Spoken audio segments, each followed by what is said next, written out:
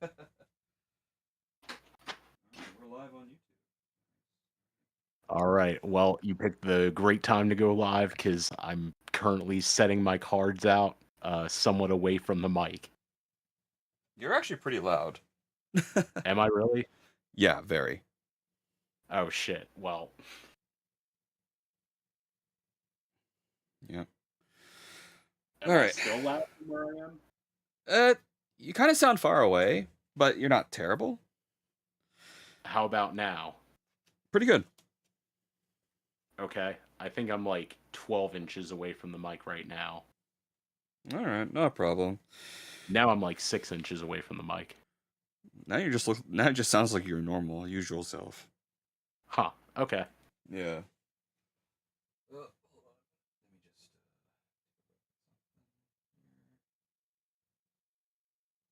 All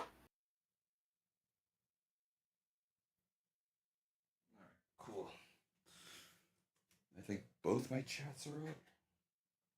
Nope, my YouTube chat's not up. Why is that? Why is that not happening? YouTubes, what's going on?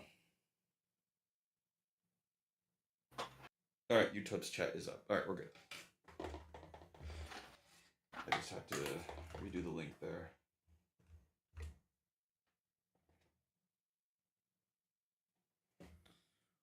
All right. So, all right then. How do I want to go about it? So let's see here. The area rebuilds. That's definitely something on the list for me to do. I'll do 3 Soletas for now.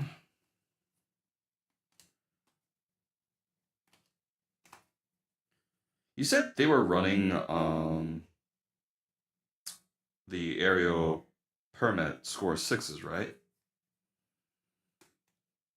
There was a list, yeah, where they were running, I think, 3 of the permit score 6. Okay.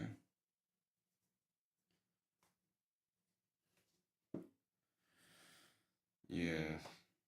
It is kind of a shame though. I kind of want to try to run Akira, but not Akira, but like just Kira. But I see where like it's going like that 50 card deck, like restriction really does hit you there, and also consistency too. So we'll try not to. I'll try not to spread myself too thin. Yeah, you want to avoid spreading yourself too thin and everything on your pilots, because that's why my third round opponent from last week lost to me, because their deck was all over the place. They had like Hero, Duo, Soletta, Wufei, and it's just like they had way too many varied pilots. And What they did were he have trying. brown hair by any chance? And he was like a little bit bigger, like taller set. Yeah, his name was Mindrot. I think he was the breach wing. Interesting. Hold on.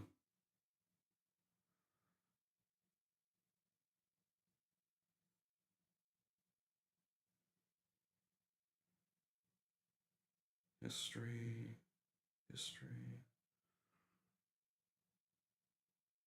Match history.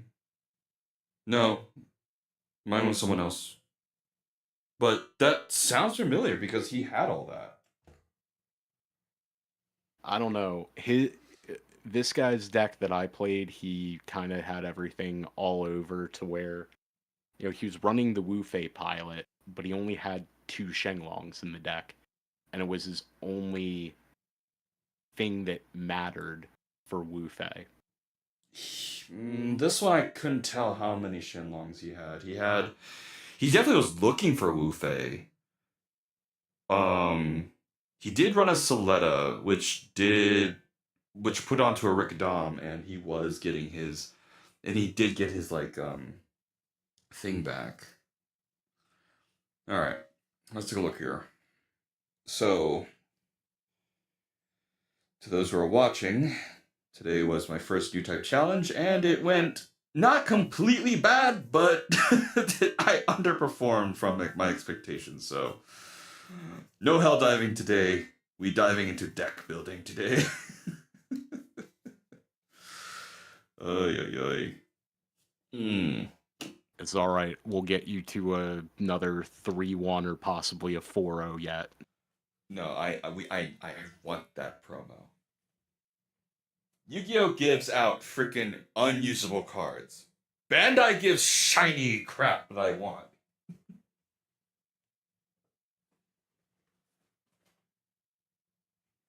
Oh god. Alright, let's see here.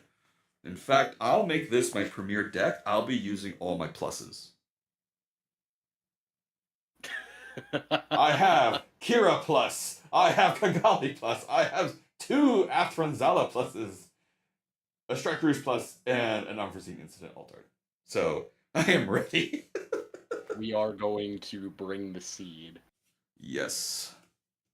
Until Seed Destiny comes and just blows us out of the water, then we got problems. It's all right. Seed Destiny will come along and, do its thing, but we're going to plant the seeds with this. Yeah, but I do have I do have a C plus of Soletta. So yep. So this will be a premier deck. In fact, it'll be so premier, I'll be doing the LR plus version of my area rebuild.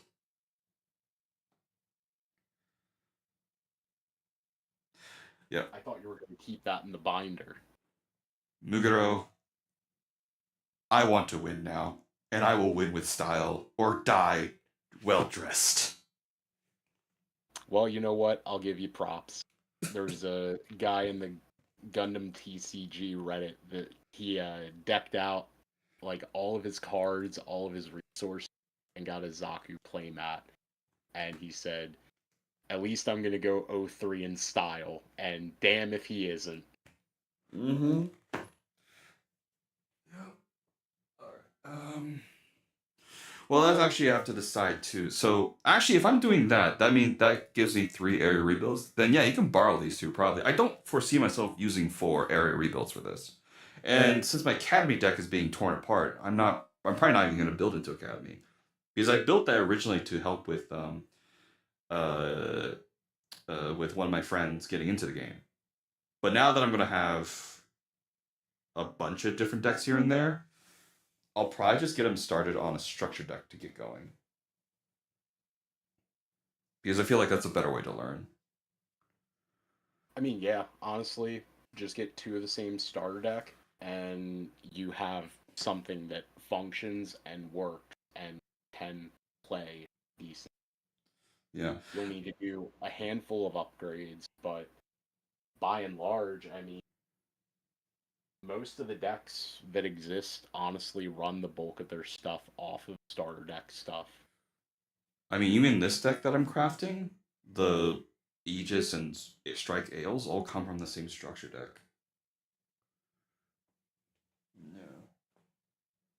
And that's actually kind of cool, like structured. Actually, people are speculating that structure deck cards are going to be more scarce than the ones you get from the set now because it's actually hard to get the structure decks right now. Which hopefully will change at some point, because the starter deck shouldn't be difficult to get a hold of. Yeah. Oh, by the way, apparently Days and Nights had like 4 of every assembly kit 2 weeks ago, and they all sold out within a week. Why am I not surprised? Yeah. Alright, let me go through my collection here. See what I got. I'm gonna set a few launcher strikes to the side just because, like, it's not a terrible idea. During turn activate. Nah. Yeah, I have noticed a lot of the aerials and the academies, like, aside from Link, they really don't care who's like linking, who's like paired up with them. Yeah. Mm. Found a bunch of resources. I'm gonna set those aside.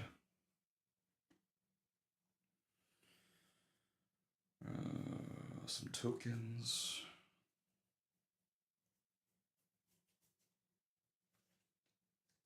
Feel like I wanted to buy another box today. They actually had some. No more cardboard crack for you.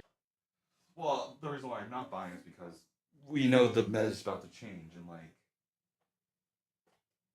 a month. Yeah.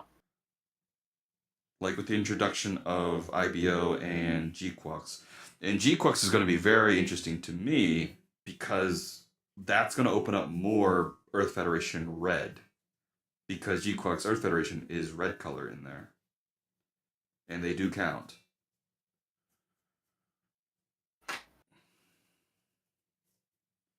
So we might be seeing more red-blue Earth Fedi cyber NewTypes or something. Man, M1 Astray, I really wish we could use you. But you are so freaking useless right now. Give it time, buddy. Give it time. Yeah. Although, as I said, there might be some Triple Ship Alliance stuff coming in. And I will always have a seed deck or two because I Gundam Seed and Double O are my two favorites. Alongside some of the unicorn stuff and narrative. Yeah. Let's see here. Hayato, Light Base.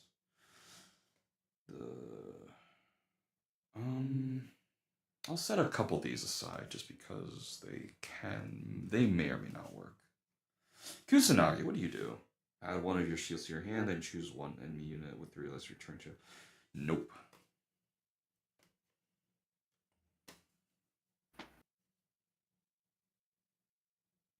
Say effectively shield version of Mulaflaga, but worse. Way late. Way later. And playing. +2. For a 4 health base, yeah, I don't think so. Yeah.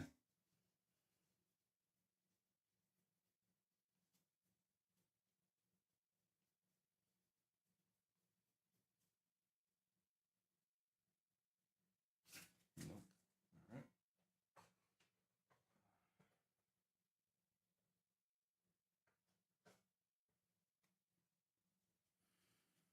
Oh, more sets of resources.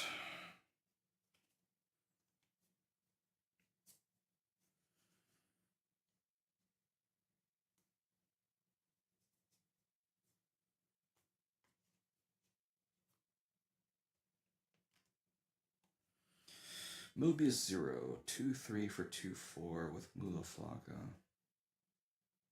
You know, if Sword Strike or Launcher Strike didn't exist, this wouldn't be as bad. Mobius 0. Yeah, I remember when people were playing one-cost stuff because we didn't have to worry about Sword Strike and all of that good shit. Yeah. No, Mobius 0 is the 2-3. Oh, it's the 2-3 one. Okay. Sorry, 2-4. Yeah, it's a 2-4 cost level 3 cost 2. So the thing is that it only links up with Mulaflaga. It's what he flew during episode 1 and 2. Right. Yeah. It's like, hi, I fly a jet. I can compete with a freaking mobile suit. Damn. Why he's base. Yeah. Alright, unforeseen incident. Definitely need a couple of those.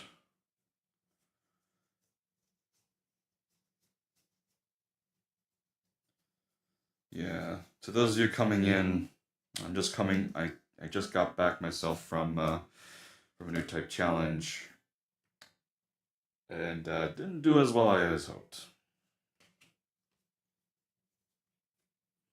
So we're gonna do another one. And this time, we're gonna win. We're gonna go all the way. One of us has to just spite someone.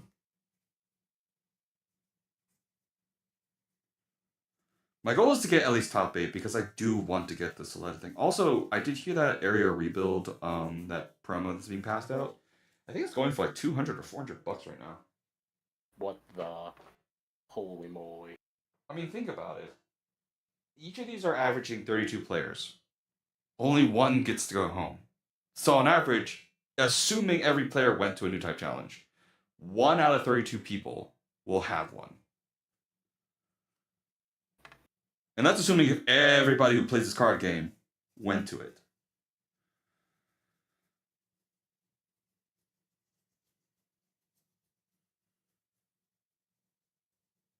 It's just still really wild to me. The price and everything for that is where it can sit at. That's so absurd. Yeah. Well, I mean, Yu-Gi-Oh is different because Yu-Gi-Oh, when you get cards from winning, they're not worth anything. One, and you can't play them. These you can play, and if you are a mad lad and get all 4 for a playset, congratulations. You have no life.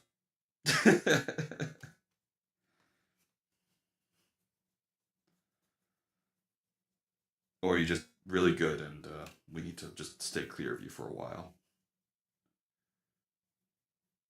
Or you have too much time on your hands. Either way. Okay. I'm gonna put the launcher strikes over there. Alright, let me see what I get out of this. And I think I just up getting my deck together. Alright. I just shuffle it up real good. Gotcha. I don't have the list written down, so I'm just quickly grabbing the just a bundle and a kit and then just sort of like gonna sort it out.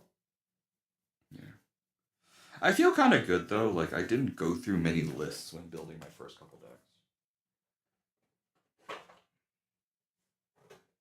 Only with this challenge that I now have to pay attention because one, at least I can see what other people are playing, and two, what's winning.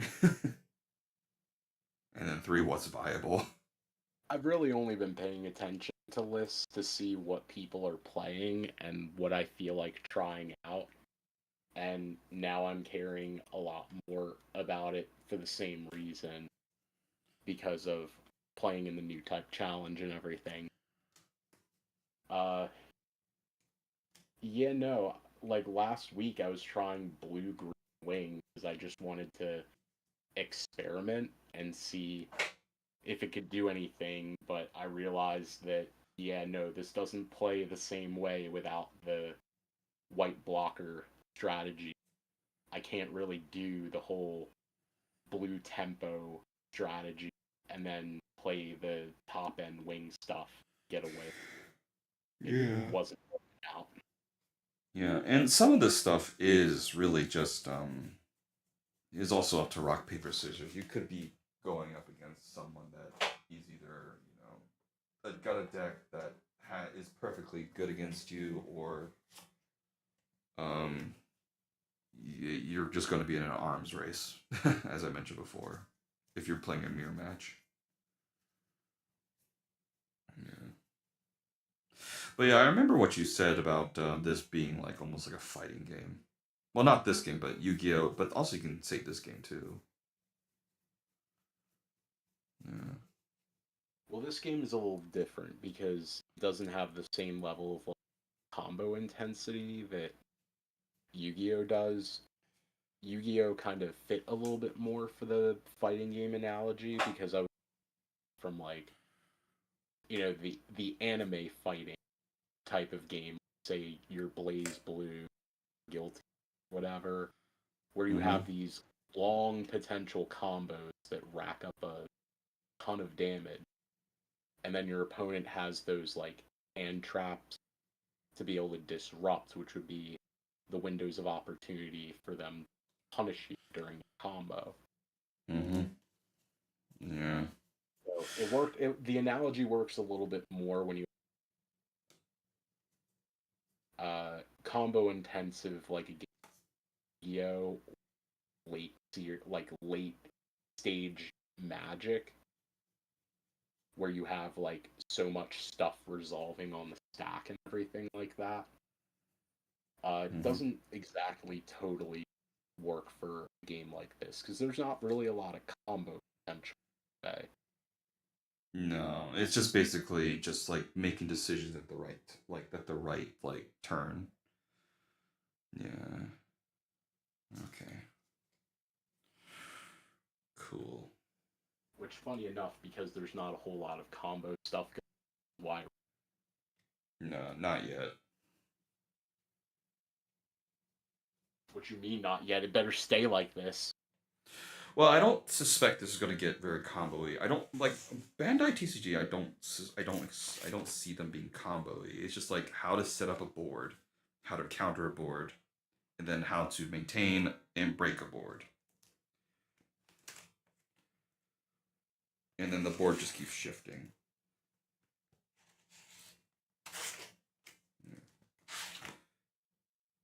Because this really does remind me of Digimon.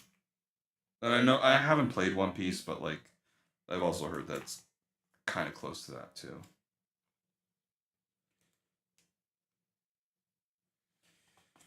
All right.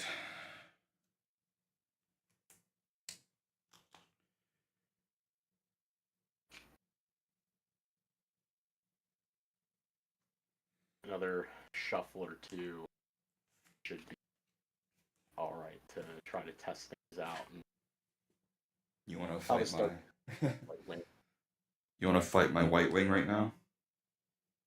Well, that is what you said you wanted to give a shot first to see if you still want to give it a go or if you're gonna retire. How it Yeah. does again. Yeah, you want to play it right now on camera? Sure, I don't have a setup or myself, but Uh, yeah, sure. I'll just ask you like what's on the board, and then we'll go from there. Plus, well, look at the cards in front of me. A lot of this is your deck anyway, so I'll just take your word for it. I have two alts of Athranzala.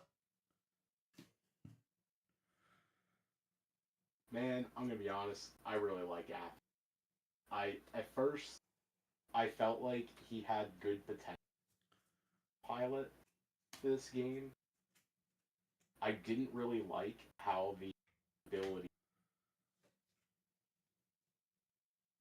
to be able to attack active. Mm-hmm.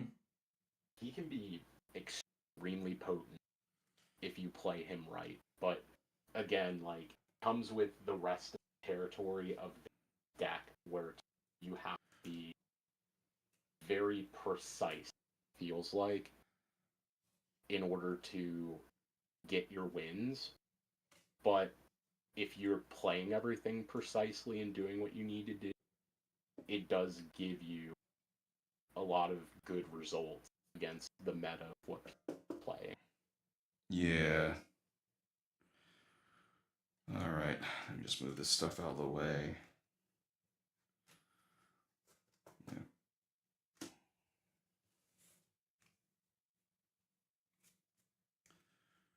All right. Let me bring this out.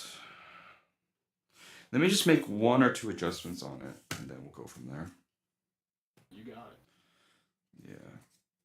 Because there just there's just this random sword strike in there, which I'm still going to like. Does it stay or does it go?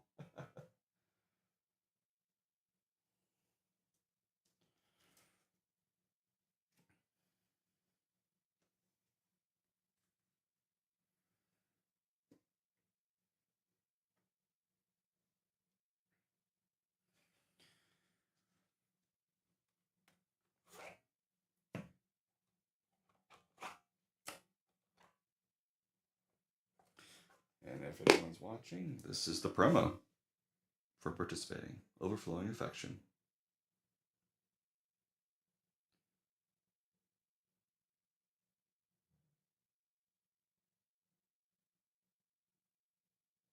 Okay.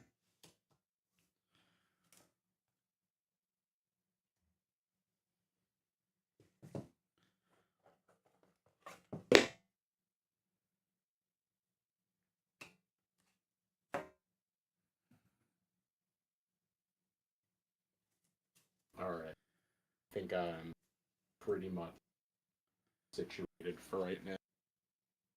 Gotcha. I'm gonna do one little change. Don't know if I'm going to regret it, but we'll find right about out. It's alright.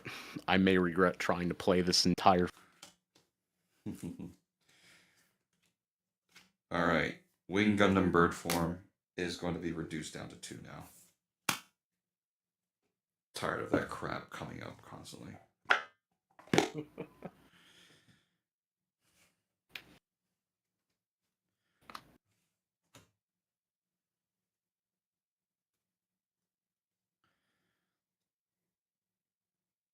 Alright, gonna go ahead and shuffle. Yeah. Just so okay, I think what I felt more put off about is just like green white was everywhere. I was like, God damn it. I I hate mirror matches. Yeah, but I hate to be that guy, but I decided to try playing the deck that have the representation. Aside from Blue Red Cyber NewType. Well, Blue Red Cyber Noob I can't even build because I don't have enough Kasatrias. I only just got enough Marita Cruises. I actually could build a solid blue red deck because I have 3 Kshatriyas. I just would need a 4th. But I don't really like blue red cyber type. And apparently, when asked, the guys that even created the deck and brought it to Gen Con said that they felt that uh, blue white and green white were still the superior decks. Yeah. Well, Blue Red Cyber Noob type did perform pretty well today. Didn't win, but they were making progress. All Yeah, right. the I'm pretty sure the guy that went third or whatever playing the deck is a guy that he's pretty much the only other guy that I lost to besides you when I brought 1 Year War. Yeah. I didn't see Zaft. Okay, when I say I didn't see Zaft, I didn't see the guy who ran Zaft.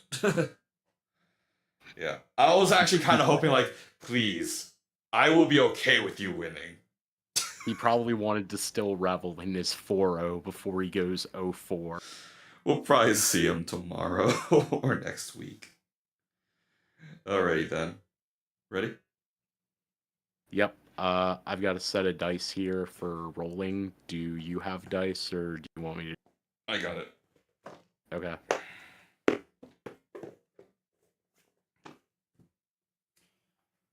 Okay, that's coffee. Move that out of the way. Alright, I'll go ahead and roll.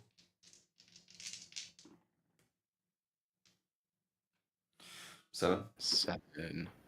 10. Alright, you pick. I'm gonna go second. Alright. I will keep.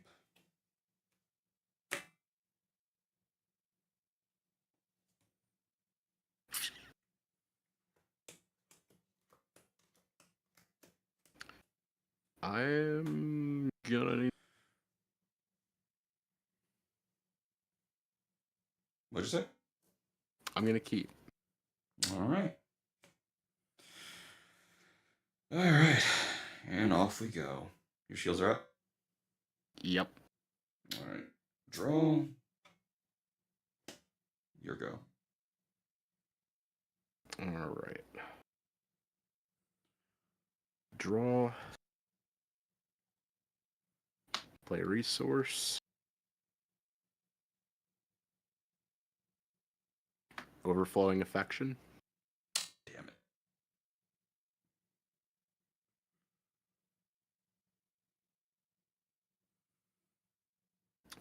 And card I'm discarding is Archangel. Alright. Pass turn. Alright. Draw.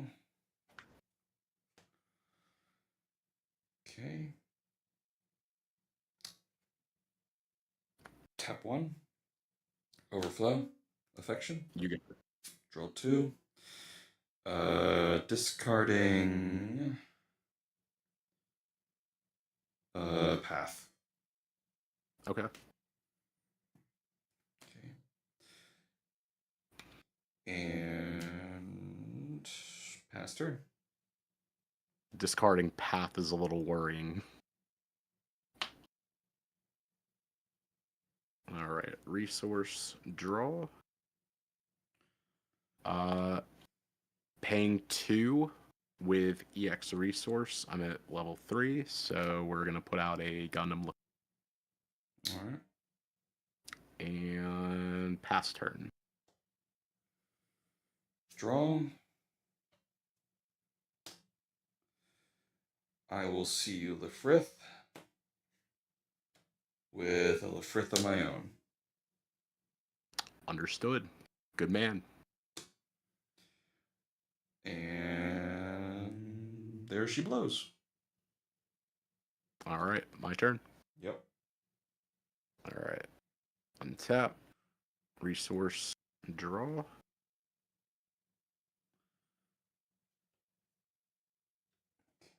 There's a Lefrith on the field. Actually, I have a Lefrith right here to represent you.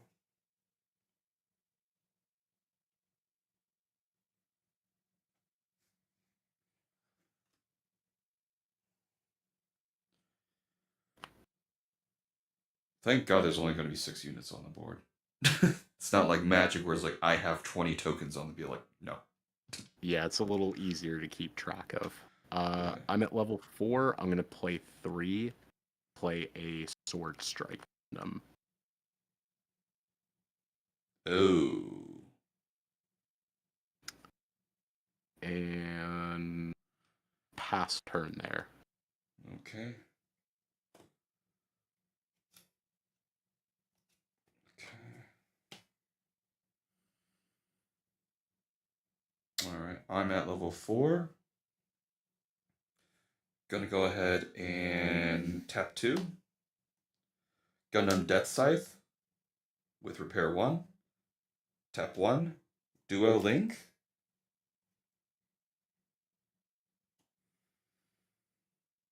All right. Swing for shields. Swing it, shield. Let's see.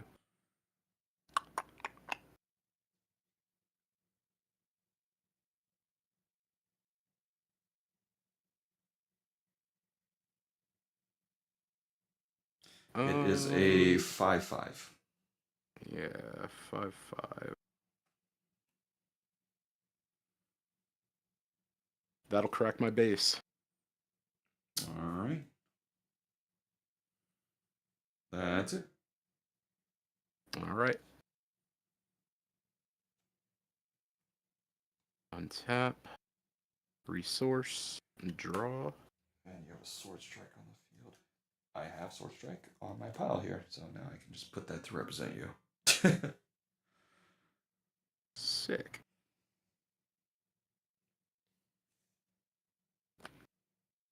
Let's see here.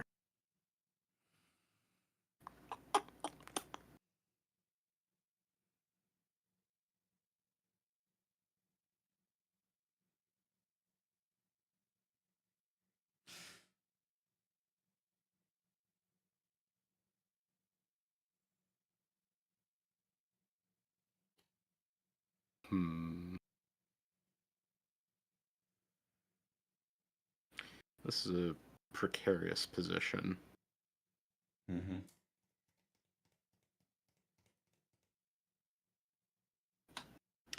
I'll tap 1 to play Vesalius Mm-hmm. and add a shield to hand. Yep.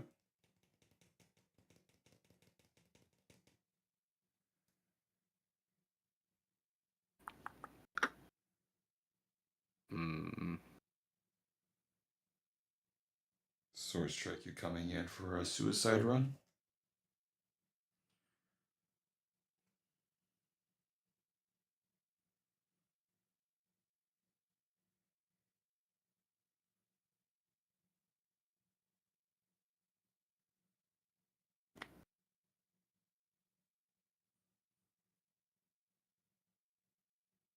That's what I'm mulling over.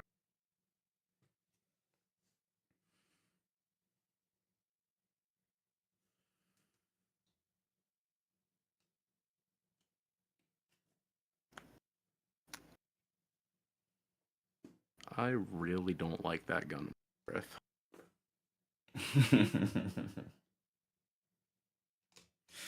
Yep, it's more than 2 HP, so you cannot bounce it.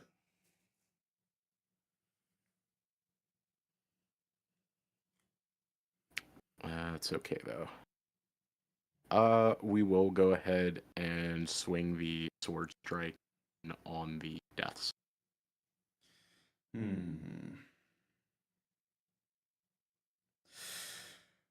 That's fine. I will go ahead and yeah, let's do a block on that one. All So right, Lifrith so is lost. And I have 2 damage on sword strike. Yep.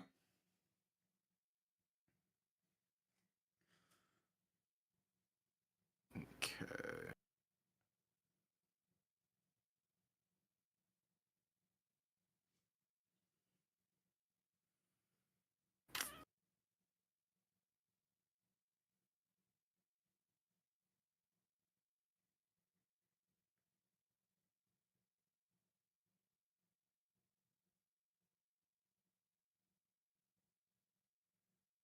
A death scythe is a 5/5, right?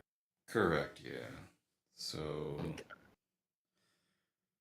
you can buff Lifrith at 3 and try to whittle it down to 2, and then your next sword strike can either bounce or kill it.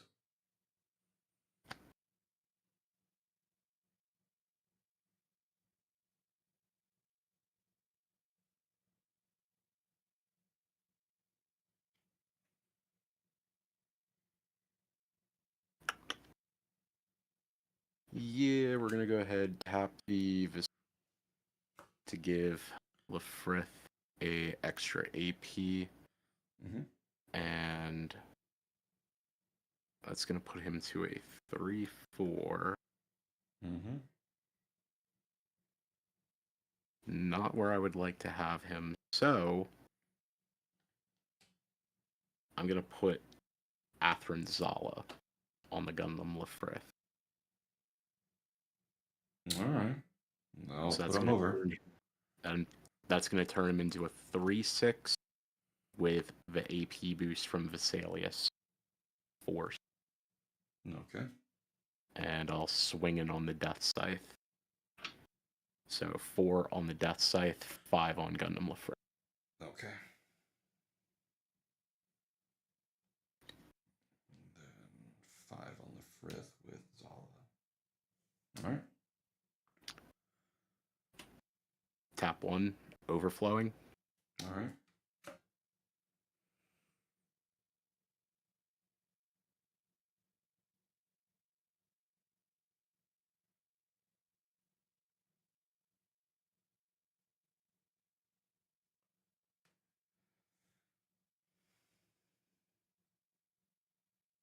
Discarding a Freedom Gundam.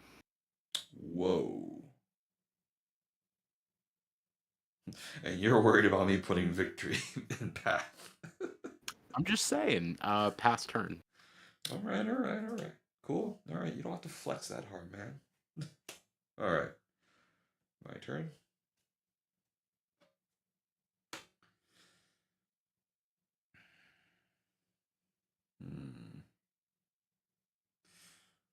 Alright. I'll do a path.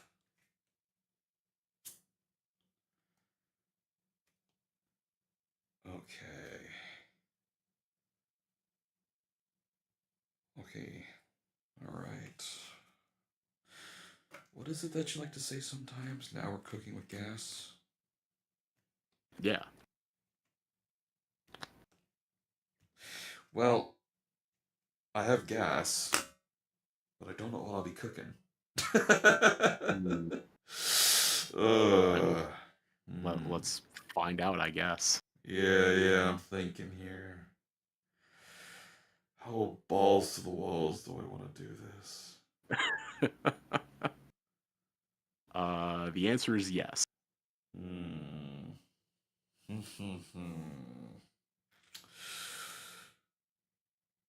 Okay.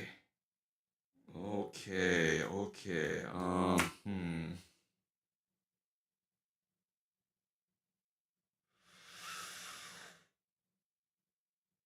Uh, all right. We'll do this then. We'll do the acceleration plan. Pick you up, hero.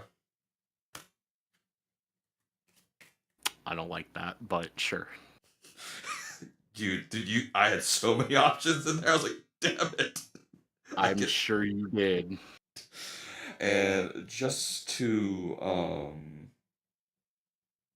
you know what? Just to put a little bit on the board.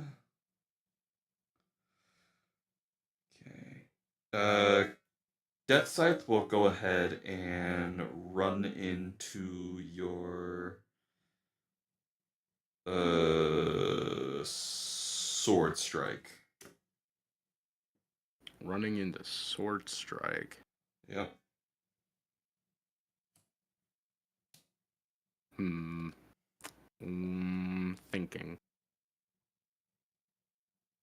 Because Lefrith is tapped down, right? Do you have any other blockers, or I'm mulling over. I'm mulling over here.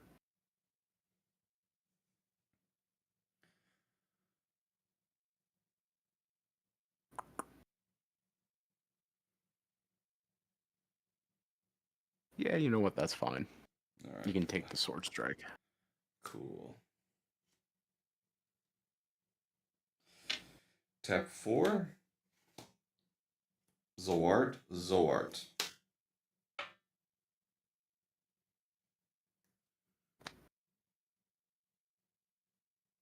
Interesting. Mm-hmm.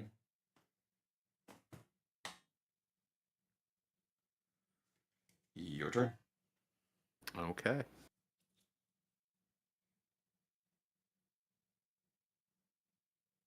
Untap. Resource. And draw. Mm-hmm.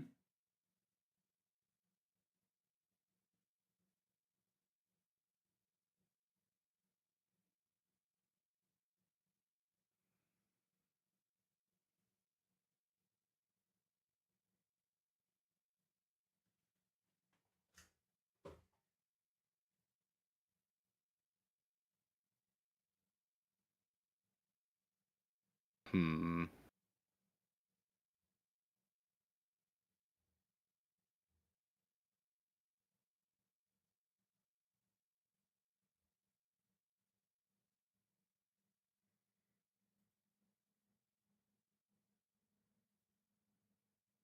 God, this is such a pain.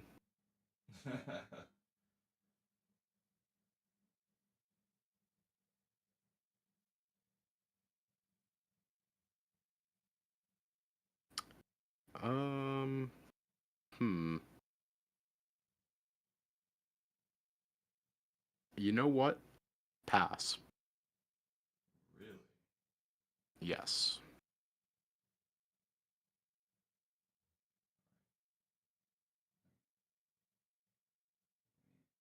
Well,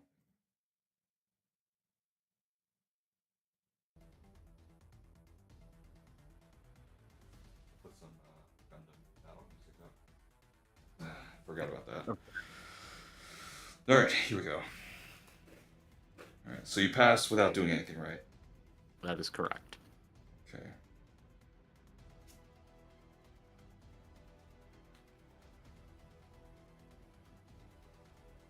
Hmm. If that's the case, tap 3. Wing Gundam bird mode. You got it. Get an EX resource out of that. I should have one right here. All right. Next, I will go ahead and tap 1. Underground Desert Base, replacing my base. All right. Grab a shield.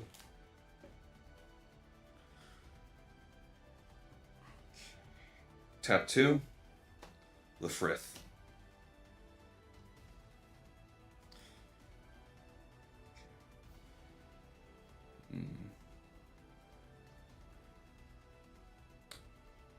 Pass turn. All right. Resource. Draw. You're at level 6, right? Or 7? I Yeah. have six regular resources. EX resource puts me at level 7. Alright, so you can't hit Justice or Freedom now. Alright.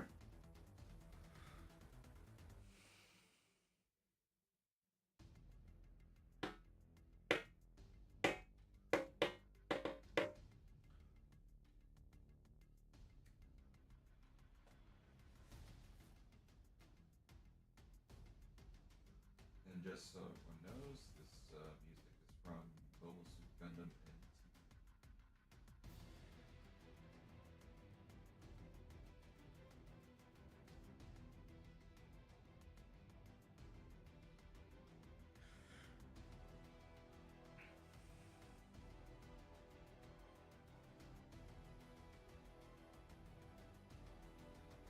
Okay.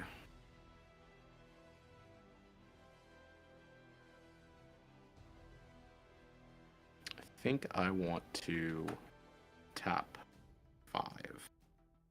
Alright. Freedom or Justice? What am I dealing with here? Justice Gundam, baby. Alright. And that puts a Or 2-2 Zap. token. Or Justice. Alright. Yep, it will make a 2/2 token. Mm-hmm.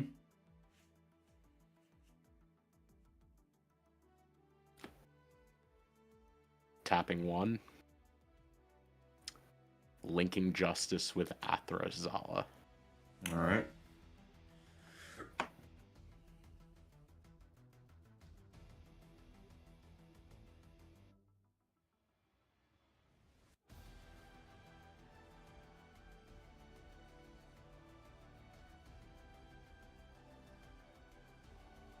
I will swing. Hold on. One sec. I think your 2-2 blocker can attack this turn, right? It can attack, however, the ability for it to attack has to be triggered first when Justice Gundam attacks. So Justice Gundam has to attack first, and then the token can attack. Okay. So keep that in mind if you see somebody else use Justice, or if you play your own build with Justice, you have to attack with Justice first before the token. Fair enough. That being said, I'm going to go ahead and swing the 6/7 Justice into your underground desert base.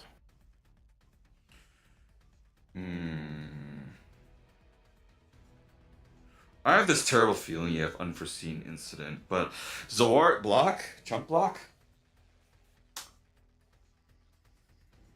Okay. No response. Alright, 3 damage back. Yep.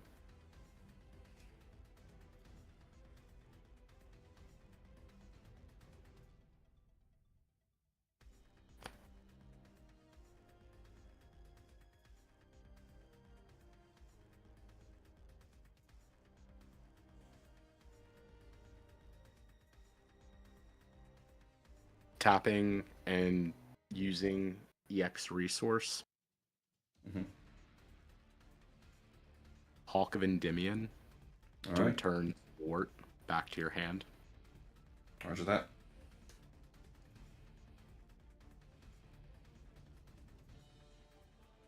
Tapping Vesalius.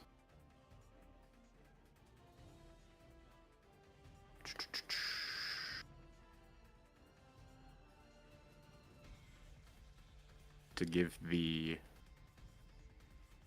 token +1, making it a 3/2. And we're going to swing it base. We'll take it. Okay.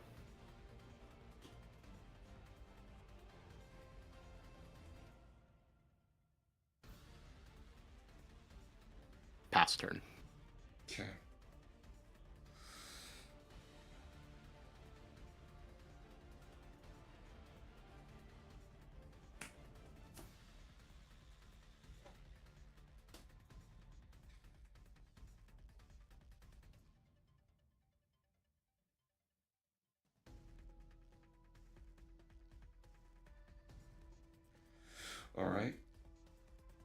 Tap 4. Wing Gundam. Tap 1. Hero Link. Yep.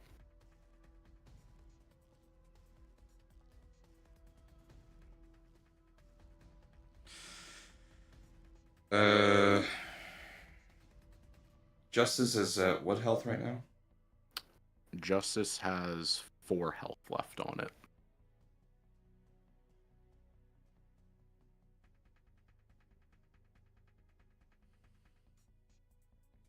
Hmm. Let's do.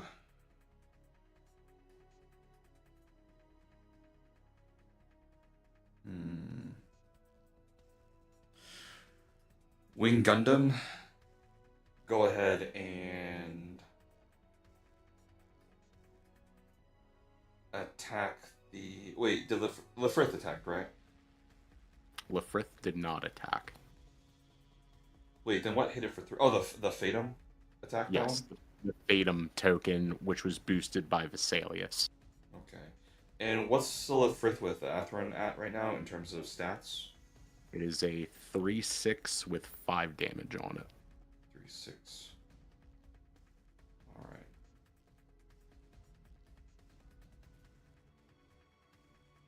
Hmm.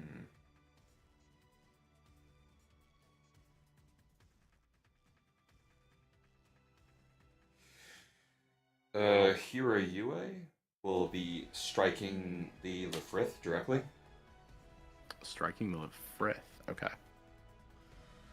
Yep. Breach Alright, 3 5. damage back. That'll crack my Vesalius. Okay. And Justice Gundam is damaged, right? Yes, it has 3 damage on it, so it has 4 health left. Okay. Tap 1. Kira Yamato on Gundam Lefrith. Mhm. Actually, no. Kira Yamato on Wing Gundam Bird Mode. Making it a 4/3.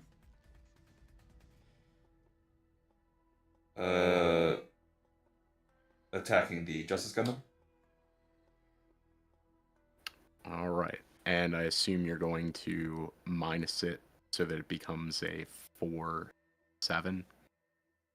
Yeah, I mean, Wing Gundam is dead anyway, so it's a moot point. Alright, so they will trade. Mm-hmm. And then tap 1.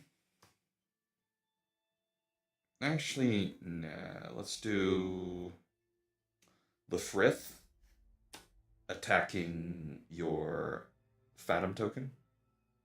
Alright. 2 Dealing damage on back. Lefrith. Yep.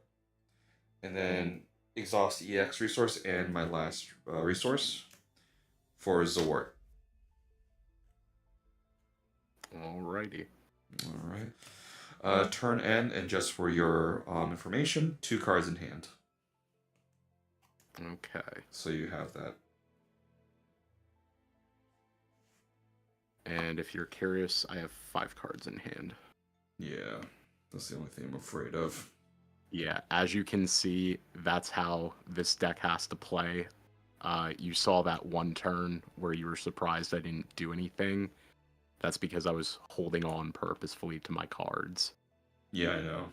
So, but you did drop something today. You dropped something this turn that I had to respond to. So, Yeah, yeah. and that's kind of what'll happen frequently.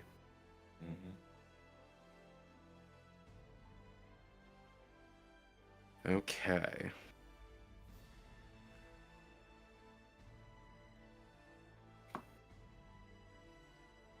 Tapping 1 to play Archangel. All right.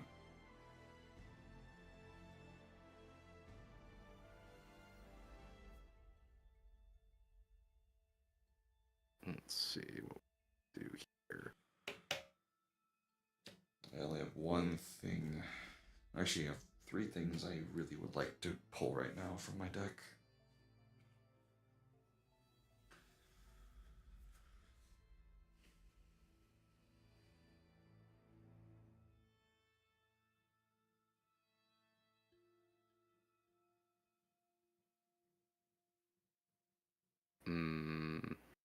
Actually, no, we're not going to play the Archangel yet. Alright. You didn't take your shield, right? No. Alright.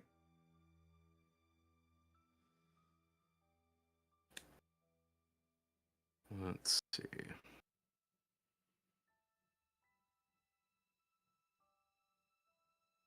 I'm going to do 1 Hawk of Endymion to return the Zawart to hand. Mm-hmm.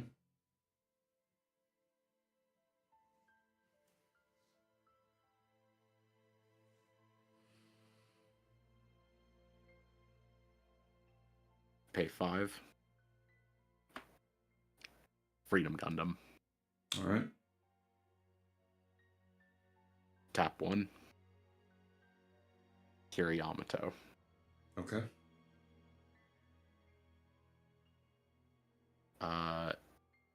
6/7. Swinging in at Wing Gundam, and we're going to Wing Gundam by 2.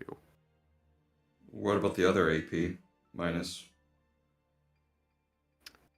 Yeah, actually that'll trigger as well, so it gets reduced total by 4. There we go. I was like, only by 2? I think I'm missing something here. Yeah, right. I need to make sure that I remember to do that. The AI automatically does it for me, so sometimes I forget about that. Okay. Alright. Yeah. Just also remember too, you can technically -2 on the Lefrith as well to permanently, not permanently, but for the turn, -2 if you wanted to, but yeah. I just wanted to make sure that you had that. I can, but in that instance, there's no reason to. Alright. I just want to make sure you had that all in mind. Alright.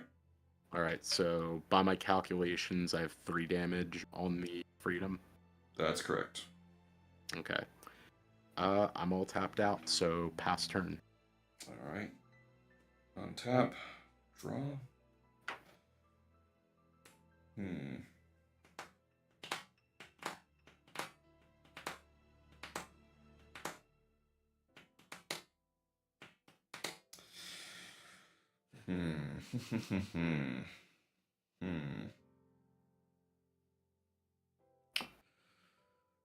Okay.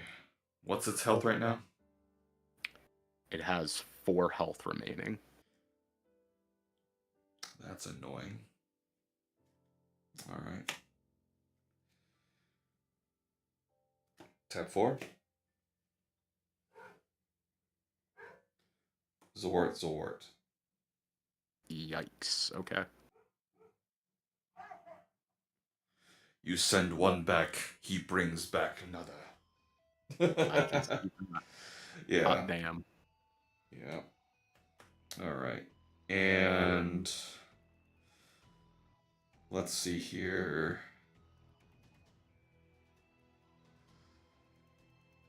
You have no other blockers, right? Nope.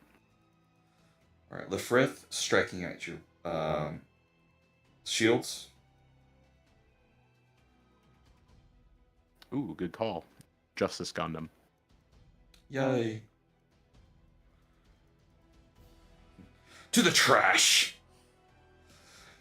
Okay. It's alright. We will serve you up more justice one way or another. Roger that. Alright, go for it. I have 4 untapped. 4 untapped. Jesus Christ. I have 2 cards in hand still.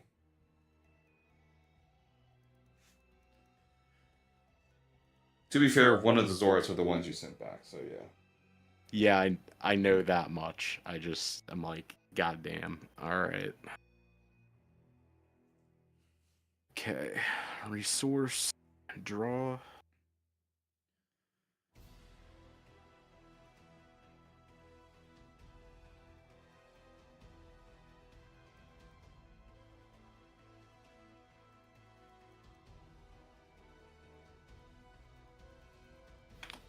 now I'll tap 1 to play Archangel. Mm-hmm.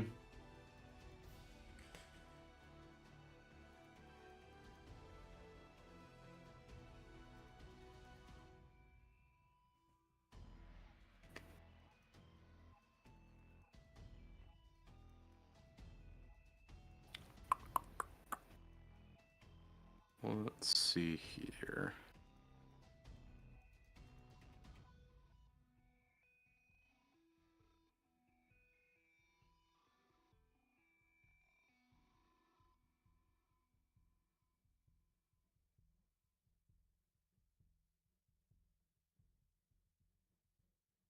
Tap 2 for Gundam Lefrith.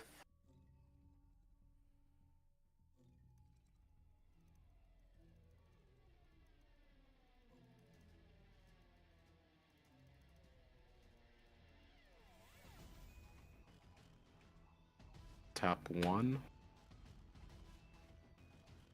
Put a Soletum Mercury on the Lefrith. And Okay. I'll trigger the Freedom. I will make the Zawart on the right get -2 Okay. until the end of the turn. Roger that.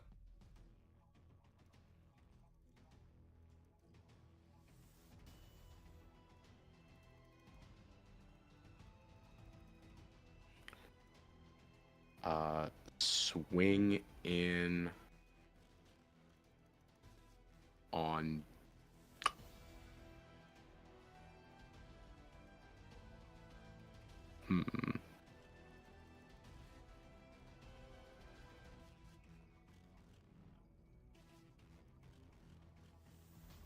what do I want to do here?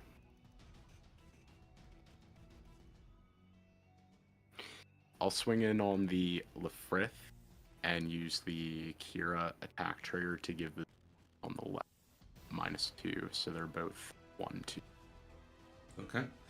I'll go ahead and use the one that you minus AP, so the right one that you minus AP through the effect, but not through Kira, and block that. Okay. So you deal 1 damage back. Alright. So that'll be 4 on the Freedom. And then I'm going to tap 2 to use Archangel to restand it. Mm-hmm. And we'll pass turn there. Okay. All right. Draw.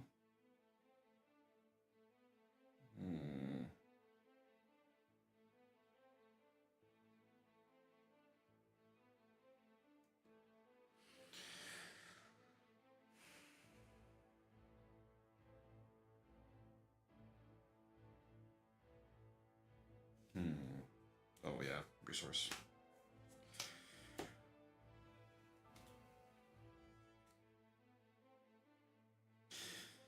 Tap 4. I don't like that, but sure. Wing Gundam. Gundam Lefrith. Let me see here. Attacking base.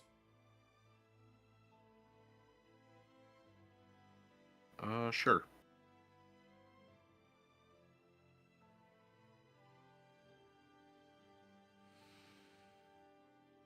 Hmm.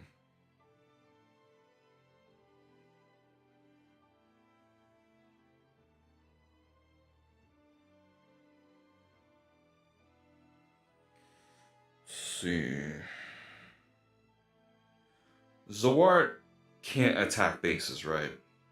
No, Okay. unfortunately. You have nothing tapped down, correct? That is correct. Then we will hold here. Okay. Untap. Resource. Draw.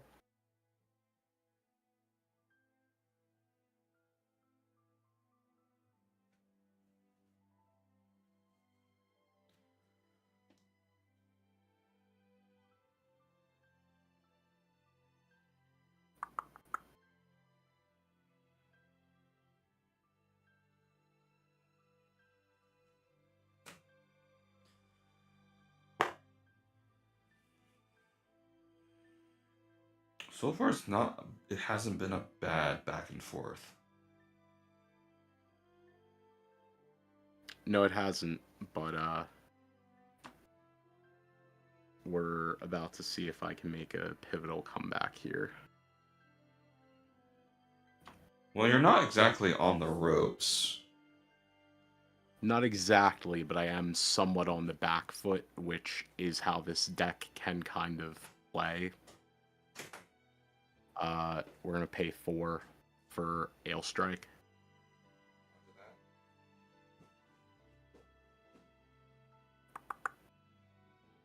Um, do I?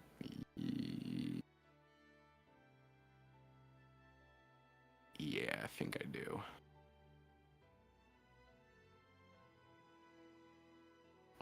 Tapping 1. Kira Link.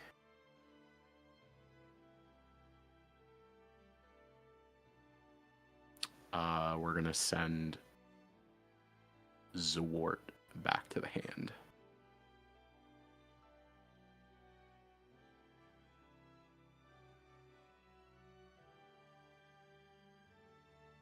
So yeah, we're gonna send Zwart back to the hand.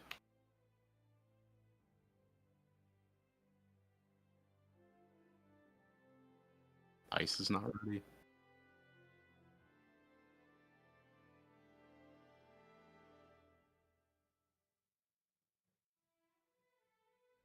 Yeah, I got you. Okay.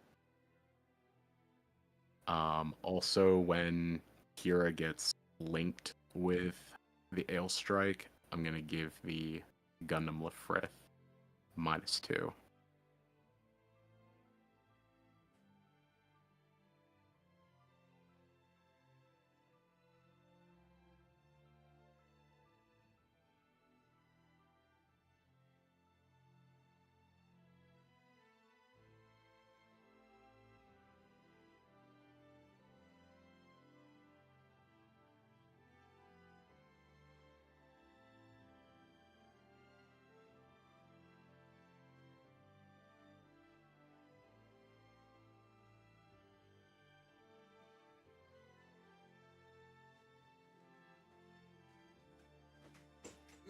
And today's gamer subs is Sakura Splash by Silverveil.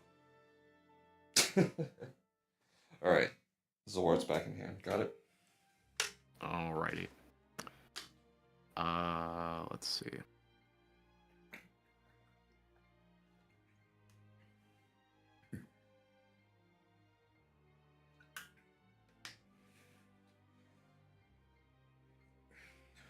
I will have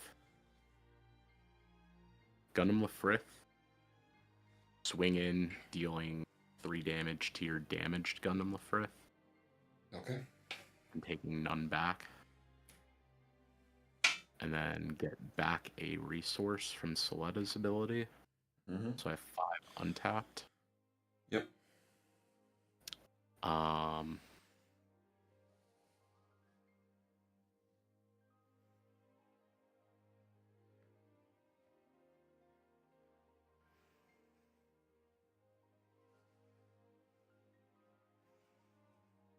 Swing Freedom Gundam into Underground Desert Base.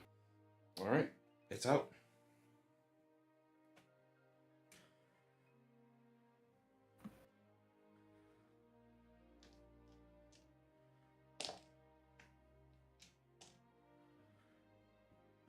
Swing Ale Strike into shields. All right. Striker pack. God damn it. Ale strikes on the board.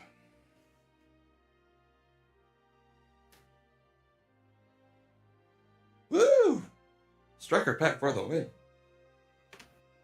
Pay 2. And we are going to get... Not that it probably matters at this point, but...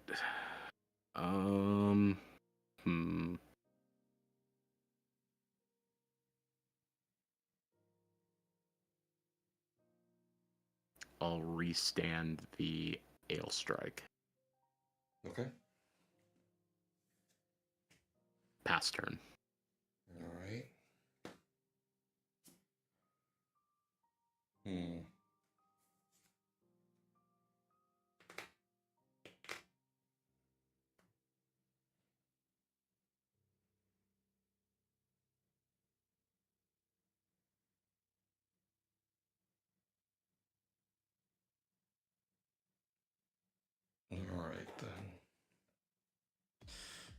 Wing Gundam will go ahead and hold on before YouTube decides to flag me for this.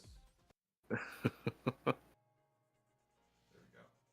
Because I know that song is probably on their list of no. No, no, no. Okay. All right. Back to work. All right. Wing Gundam will go ahead and strike at your Lefrith. Wait, hold on. Okay. What's the health on it again? 6. Never mind. Cross that. Juttomate! I mean, you can go for it if you want. Hold on a minute. There's a Kira on the Wing Gundam now. Now we crack it. -2 on the Lefrit. Attacking it. -2 on the Lefrith, you say? Yes. And attacking it.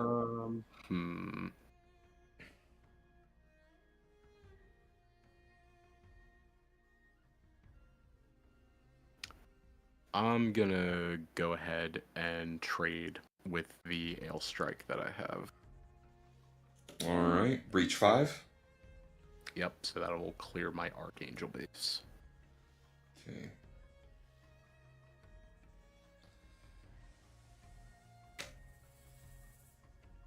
Tap 4. Death Scythe. Tap 1. Duo. Yep. This is where we have a problem.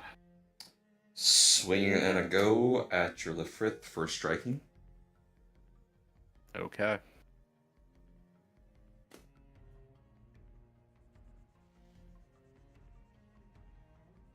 Was it successful? Yep. Okay. Tap 2. Zaward. For the third freaking time. Guy just keeps coming back from the bathroom.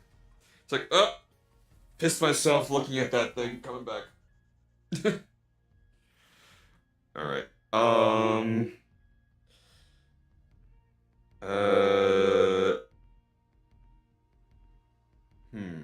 Ale Strike will go ahead and strike at your base or your shields. Okay.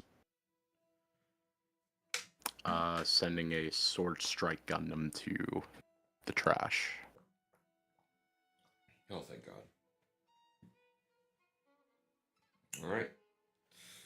You're good. All right. And just so you have information on hand, two resources are still untapped. And hold on. Am I level 9 or level 10? 1, 2, 3, 4, 5, 6, 7, 8, 9. Okay. That's I was supposed to keep arrested. Forgot about that. 2 untapped, but no cards in hand. I am now drained. So do your worst. Well, I only have 1 card in hand, so see what I can do. Yep. Draw.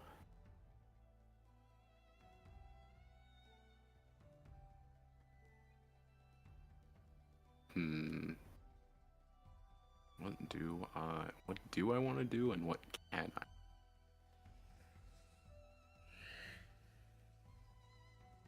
Well, we're both essentially almost top decking.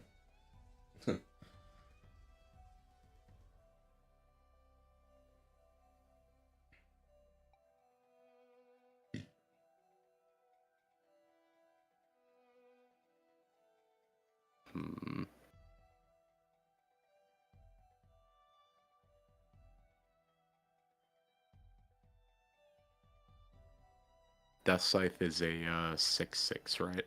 Correct. It does not have first strike anymore. And you cannot lower his AP. Yeah, I know I can't lower his AP. You can send Zawart back for the 4th time.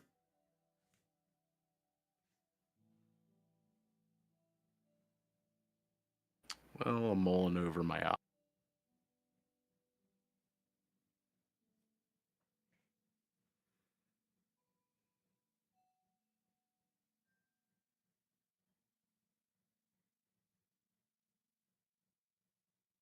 think I will go ahead and swing at the Death Scythe, lowering Zawart's AP to 1.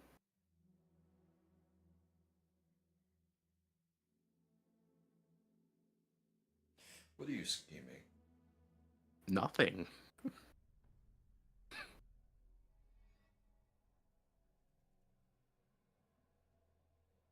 What's its health? It has 3 health left. What's its attack? 6.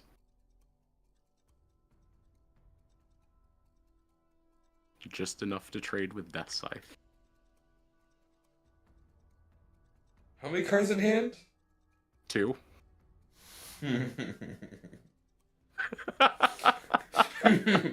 You have tapped nothing thus far. That is correct.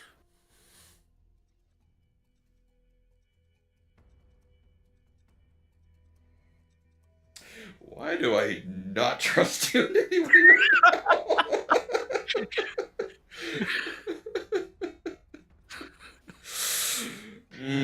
Well, all I can ask is, what do you think so far of the red-white deck?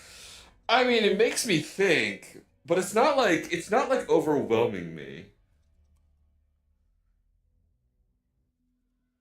Because as Atron, you have the option of hitting Zwart directly.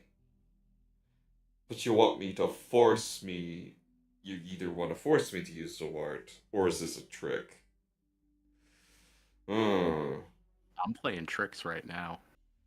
Alright, fine. I'll call your bluff. Zawart will block, dealing 1 damage back. Alrighty then. Wait, where's the AP -2 coming from? From Kira. Kira's on Justice? On Freedom. Oh, that's Freedom. Yeah, I still have a Freedom on board. No, I thought that was Justice. No, you already took out the Justice. Well, that's what happens when I don't see the cards in front. Alright, you know what? I thought that was an Athens all the Justice for some reason. I know you said something else. Alright, you know what? Fine. Zawart will go ahead and take it. Okay. Yep. So 5 damage currently on Freedom Gundam. I'm going to pay 4 Ails. for Ale Strike. Tap 1. Pair it with Suletta. Okay, and Ale Strike Gundam token. Here. Yep. I will remove the Ale Strike token. Alright. Pass turn. Okay. Alright.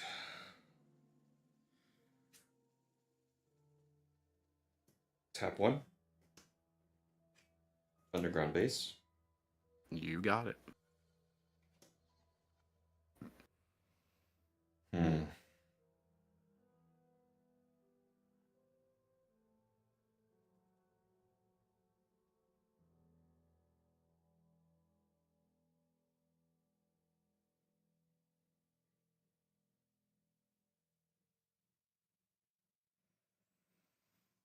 Hmm.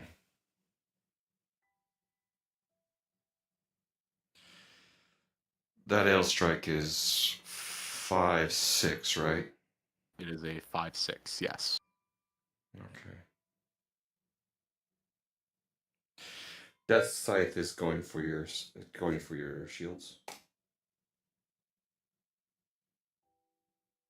I'll let it through. Okay. In shields, you hit a Soletta Mercury. Okay. Tap 3. Sword Strike. Your turn. Alrighty.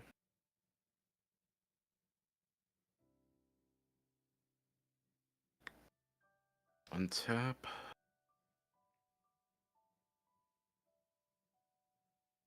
Draw.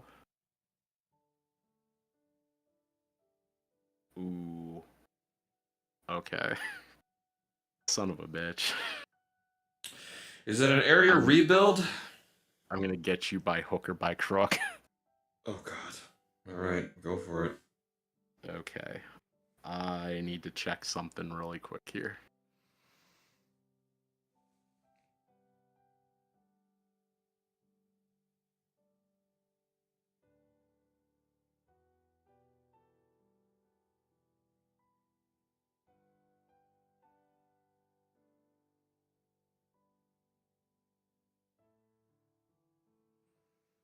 Holy moly, what a top deck. Okay. I'm not Is it? I'm not gonna put it off any longer. Alright, hit me. Gundam aerial rebuild. I knew it, you son of a brick! Like, you get a Soletta. Alright, fine, that's not as bad. Oh, I top deck something. Okay, that's it. Yeah, pair Gundam aerial rebuild Soletta. And let me guess, you're gonna get Hawk and Endymion, send my Sword Strike back to my fucking hand, and then go ham. Maybe. Okay, I'm only just Maybe. guessing. What else could possibly go wrong? I have decisions to consider here. Oh, maybe you should draw 2 more with overflowing affection. I very well could if I wanted to. Alright, well, make her pick, jerk.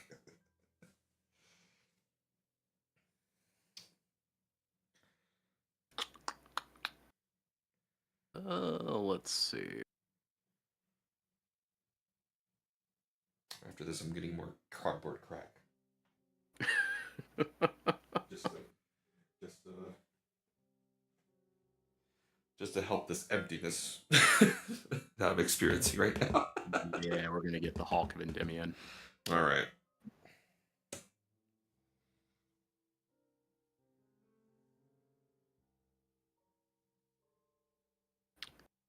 Pay 1, bounce back the sword strike. Roger that.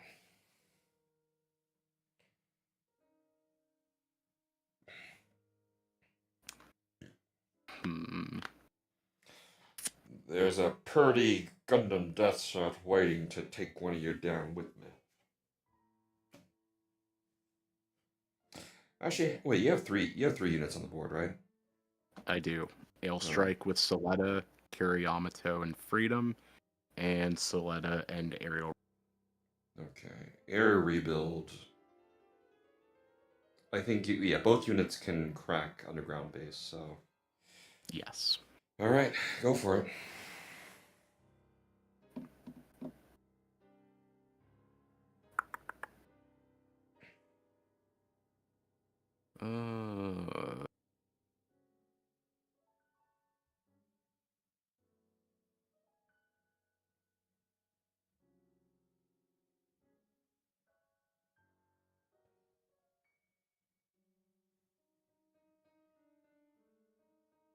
I will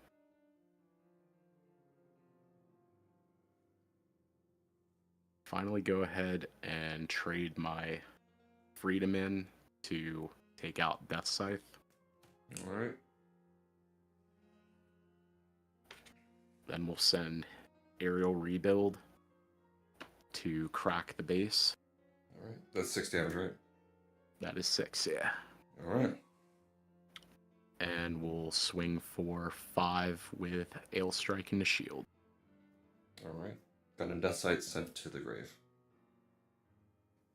It doesn't overly matter, but I get a back from the Soletta pairing. Yeah, and rub it in while you're at it. We're going to go ahead and pass. Alright. Cool. My turn? Yep. Here we go. Holy crap. Alright. Tap 1. Overflow.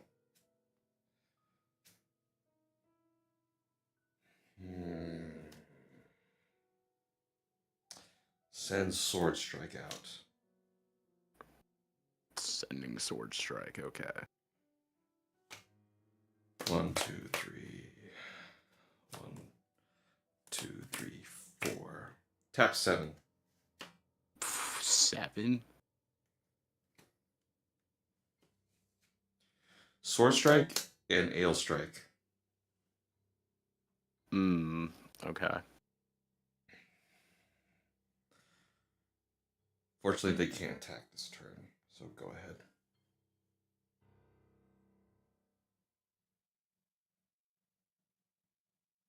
Alright.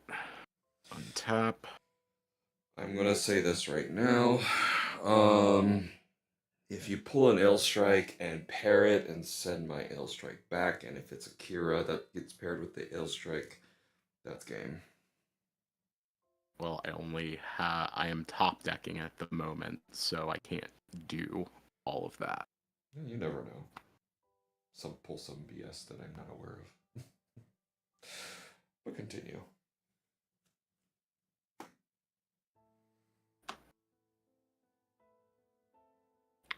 Tap 3. Play Sword Strike Gundam. Well. Pass turn.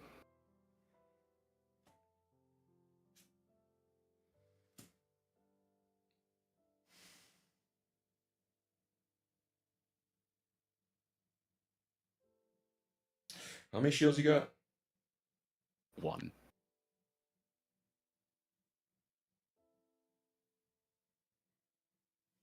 Tap 1. Pairing Kira with Ale Strike, sending back your Sword Strike. Yep.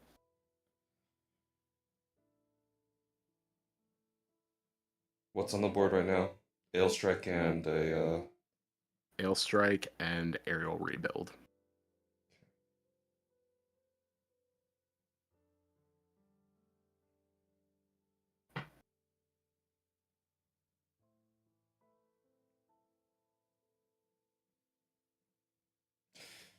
Sword Strike hitting shields.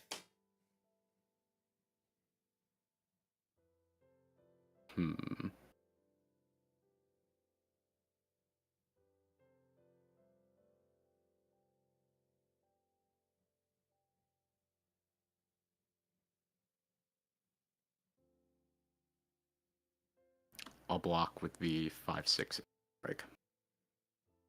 Okay.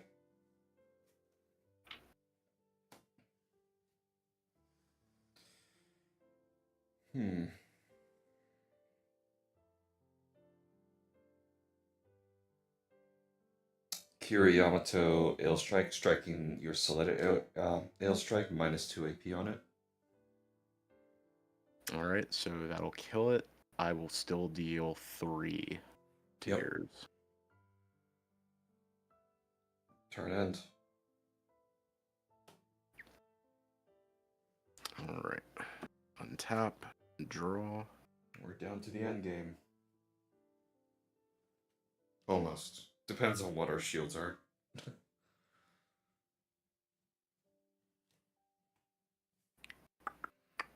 And officially, my trash is bigger than my deck right now. So's mine. With so much death. This is an actual control game. This is actually really cool.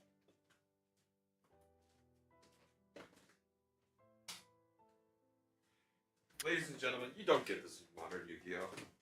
Well, I'm gonna take a little bit of a gamble here. All right. 1, 2, 3.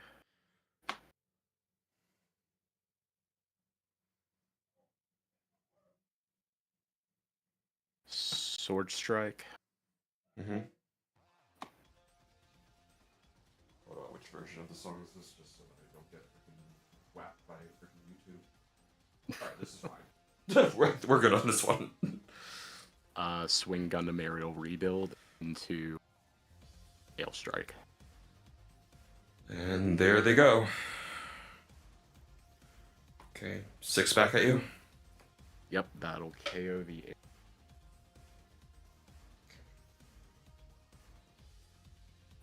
Tap 1. Pairing Mulaflaga with Sword Strike. Swinging for 5 into shields. Hero UA. Add it to hand. Damn it. You got it. Okay.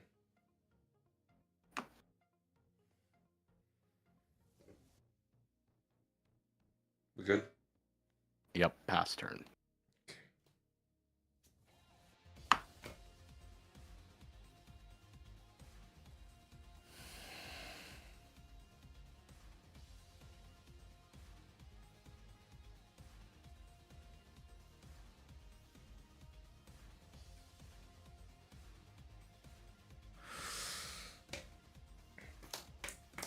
Tap 4.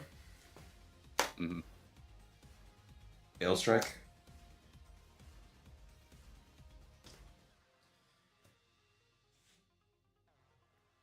Turn end.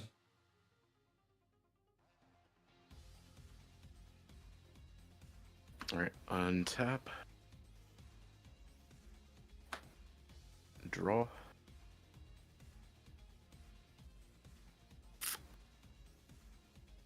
Hmm.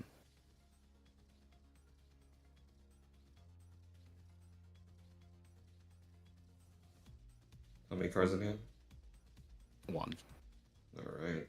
We were both at 1 card, and we're both at 1 shield, and we're both down to 1 unit. I don't like this, but swing sword strike into shields.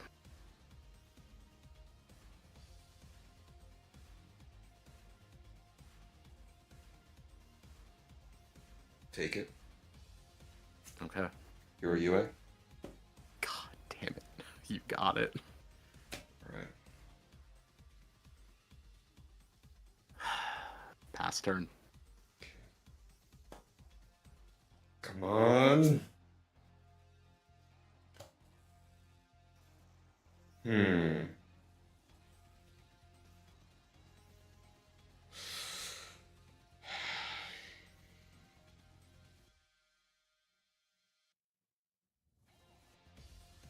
It's 5, right?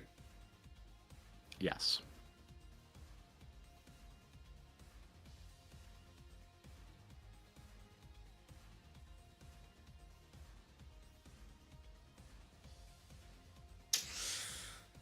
Yeah.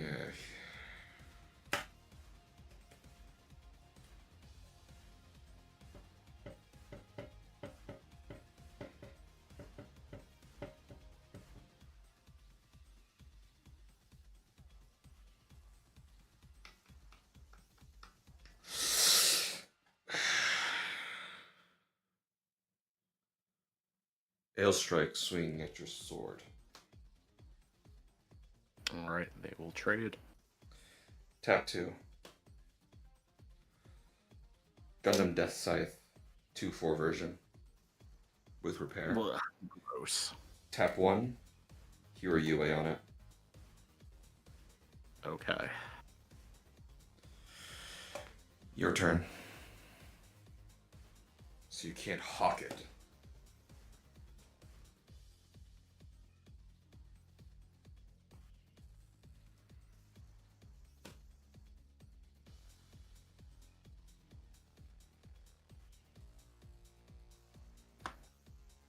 Although, Ale Strike can send it back, which is the only issue I'm going to have. Alright. What do you got? Tap 2. Okay. Strike attack. Alright. Making a 4/2. Sword Strike. Alright.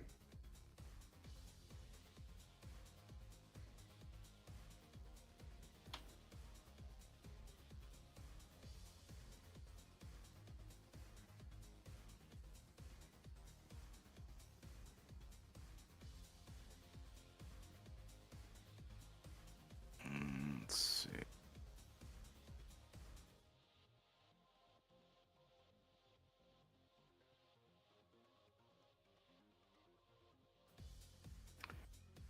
Pass turn.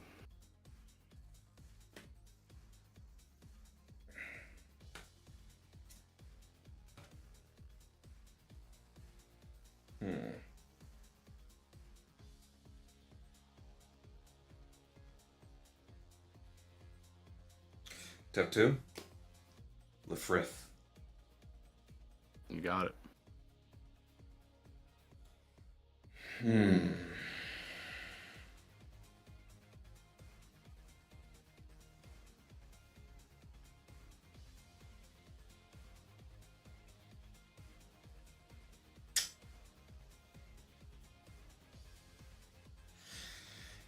Hmm.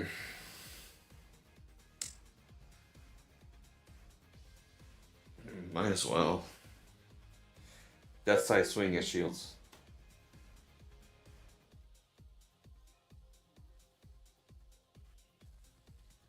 Mm,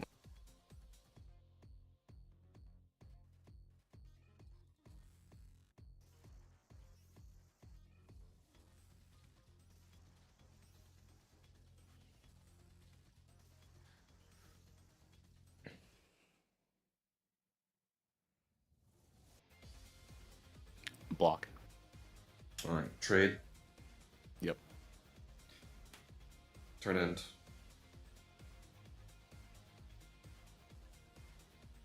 Untap. Draw.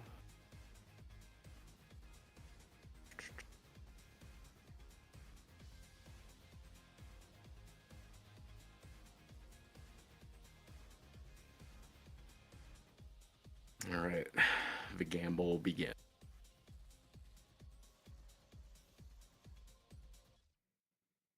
Tap 3.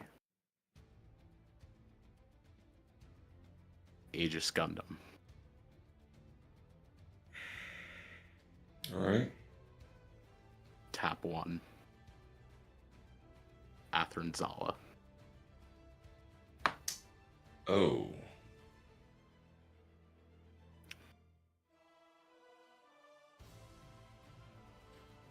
I love how the freaking heroic music just starts as soon as you play Anthony's on. Freaking unicorn theme just goes off. My jams. I could just swing at the Lefrith because it doesn't overly matter, but I'm gonna swing into shields, and I assume you're going to. Yeah, I have to block to maintain the live, yeah. All right. He is currently a 5/5, so it's going to be 2 damage on him with health remaining. Pass turn. Come on.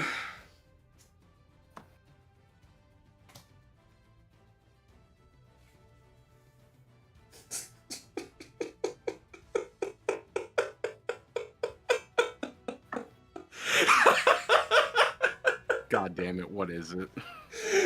Tap 4. No. It's not what you think. Ale strike. Tap 1. Equip. Send your ship back. Okay. You got it, champ. I got.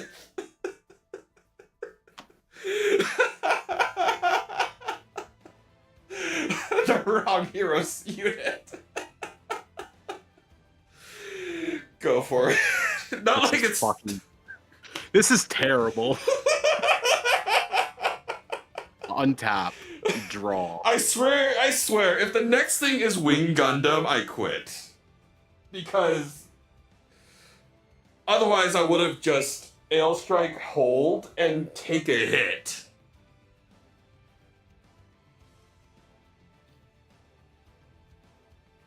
This is awful. Let's see here.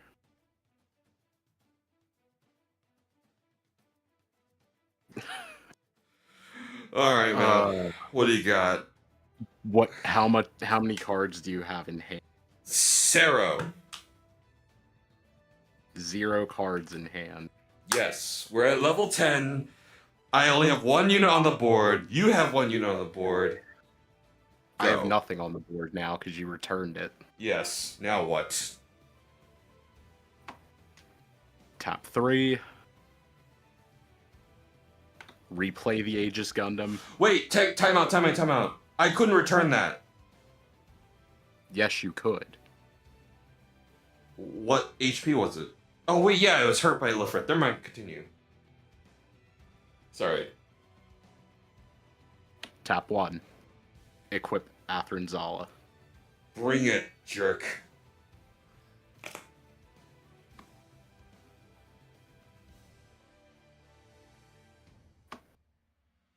Swing at Ale Strike, dealing 3 points of damage before combat. I swear, do you have an unforeseen incident in hand? Just tell me right now. I don't know. All right, Make your well, move. I'm going to have to. You're swinging at Ale Strike, so yeah, go for it. Okay. They trade. All right.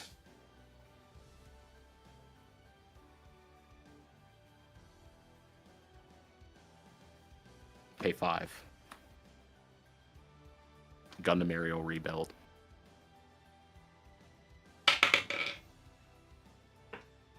Okay. Pass turn.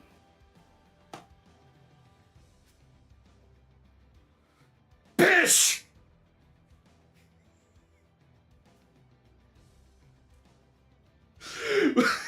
What level is rebuild? Level 6.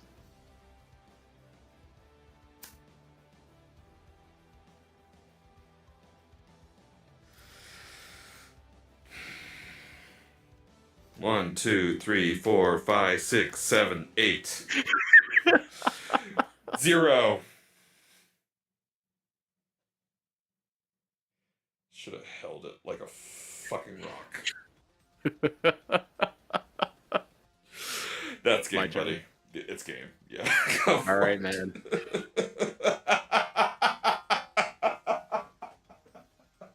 I'm not angry, but I was already like, I was like, this better not be freaking Wing or Wing Zero. Because I just wasted a hero. Out of sheer desperation. Yeah, this is a game. Just swing. End it. No. By the way, fun fact, the remaining card in my shield was an unforeseen incident. Good. Freaking grief. So, Next. yeah, overall, opinions on the red-white deck.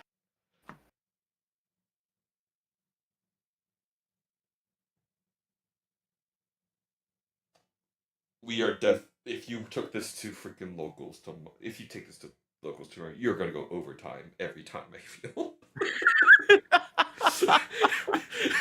Do you see the casualties that we have amounted? And you guys gave me crap for freaking stalling in Magic and Yu-Gi-Oh!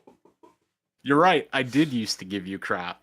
Now, I'm not going to give you crap anymore because I'm about to do this in Gundam. Actually, I wanted to do that. Goddamn. All right, but well, overall, you can though, too. You just have to play this deck. No, I want to. Okay, listen. If we go to a NewType challenge and we wind up as the last two at 4040, we're going to have someone is about to not make it home. I'm just gonna say that. Oh my god! But in all honesty, the fact that it kept up, although there were a few shenanigans, the fact that it kept up and just out controlled white green with Ale Strike as the primary thing. Yeah, it's very potent. I honestly don't know how it's going to handle though a blue red cyber NewType. But if I were to think about it, for reference and fun fact, the hand that I kept was actually a hand that I normally would discard because it was basically a hand that I never see from the times that I've trialed it on Wing Table. It had, I think, two pilots, a base, a level 4 or level 5 unit, and overflowing affection. So it had no guarantee of an Ilfrith or any early game plays other than dropping a base. Mm-hmm. But on a whim, I decided to keep it. Yeah. My hand, I started with actually a decent ramp. So I didn't have a whole lot to complain about. Zwart's, Lafritz, Overflowing Affection on draw. It was pretty good. So you actually came up on top versus a preferred hand for white green.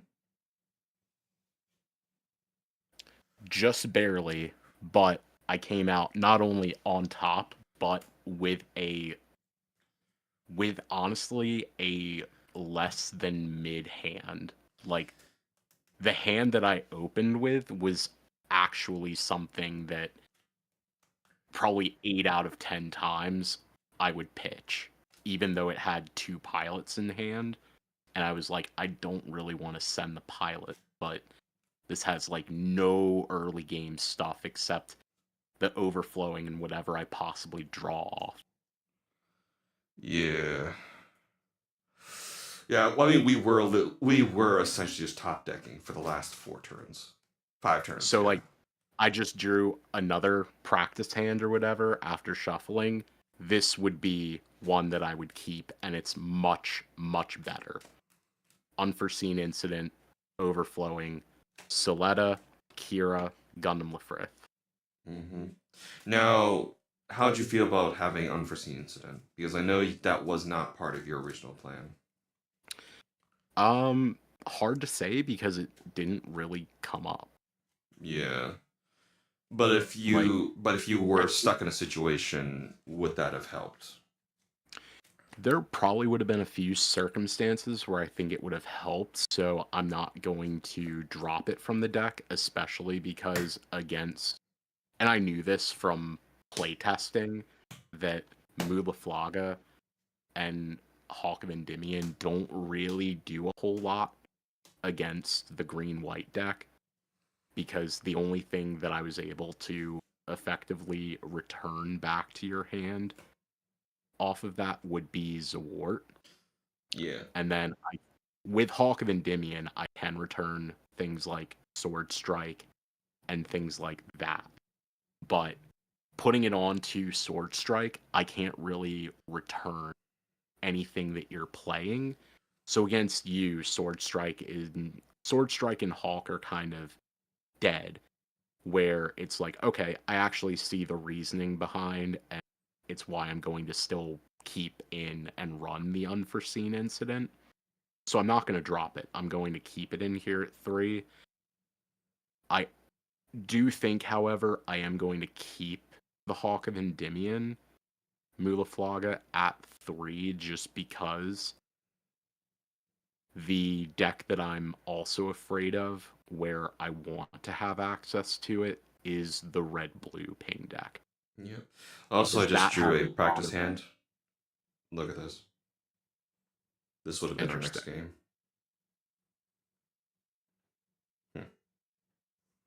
Hmm. Yeah. But continue.